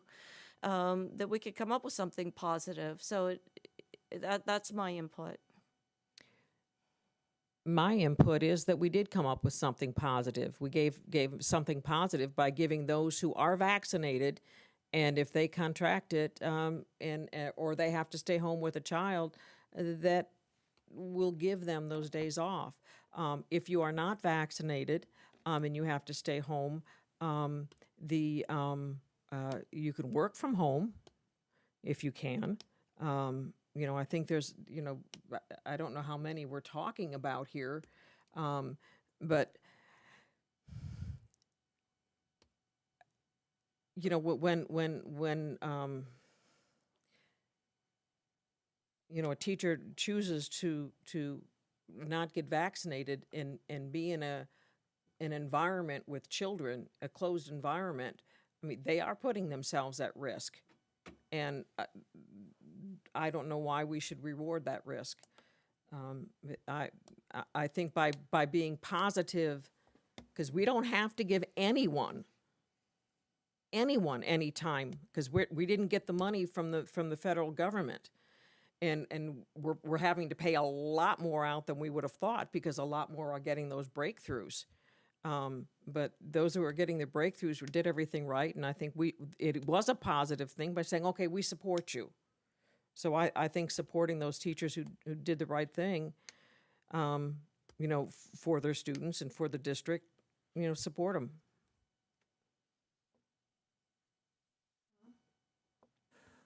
I think for today's purposes, because again, I need to think about it. I'm sort of stuck somewhere in the middle. I think that it is punitive in sound and not positive. And to me, it's never been about politics, even when I voted for a mask policy. To me, it's about keeping kids in class and not at home sick. Or any of those kinds. So it's not political. So that if the more teachers that are vaccinated, the more students that are vaccinated, the more people that are wearing masks and preventing, spread. That's just about keeping kids in class and keeping instruction. So what I'd like to think about is that language for now, I think should stay in place. And what my next question is, not only should you be vaccinated, you should be boosted, because that's, if you're looking at all of the guidance that's out there, it's one big package. So I'd like to try and figure out how to say that a better way, or reward people that are doing all of that, not punish the ones that aren't. So I have to think, I just can't pull it off the top of my head. So in my opinion, we leave it the way it is right now, and then we bring that to Dr. Asplin or to you as those thoughts cross our plate. So I hear both sides. May I? Yes. I just want to, for purposes of collaboration and strong communication, say that I wasn't saying that any board member was being political in that vote. I respect everybody's perspective. What I am saying is, from my perception, that out in our community at large, in our country, and the politics at large at multitude of levels, there's a lot of politics that's constantly talked about in your interpretation of things as a school board. When I look at Mrs. Brown, and I understand what you're saying, when I look at positive, I look at everybody being treated the same, and then adding a positive thing to inspire people to do what we as a board are inclined to be good for the district.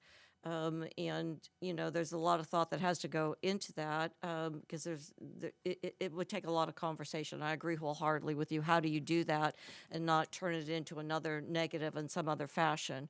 But I think that there is community, we have tremendous community partnerships, and there's this type of collaborative conversation at a workshop. I think we could get there. Well, I'm not prepared to make a decision today, so I'll just let you know that. I think it's too important to be, for me to make that decision without careful thought. Anyone else? Anything else? I just want to quickly say that I had a great workshop, and even when I looked at the agenda, and I just put this out as feedback to those that are in agenda review, I really loved, I could see the places where I was really going to enjoy our conversations, and those things that if we can get swiftly into how well we're doing in the strategic plan and instruction. And I think, we've said this lots of times, and I think it's time to put our money where our mouth is, that we have kids that are behind with COVID slide, and that should be a priority of what we talk about. How do we get them there? How well are we doing? What else? All of that instruction seems to be where we all kind of gel and talk and do well. And if we could minimize or even control ourselves to minimize the amount of time we spend in necessary business, all necessary, but can we quickly get through that so that we're spending more time in where we do well together as a team? So that's my feedback. And I have final comments, if I may, Yes. Madam Chair.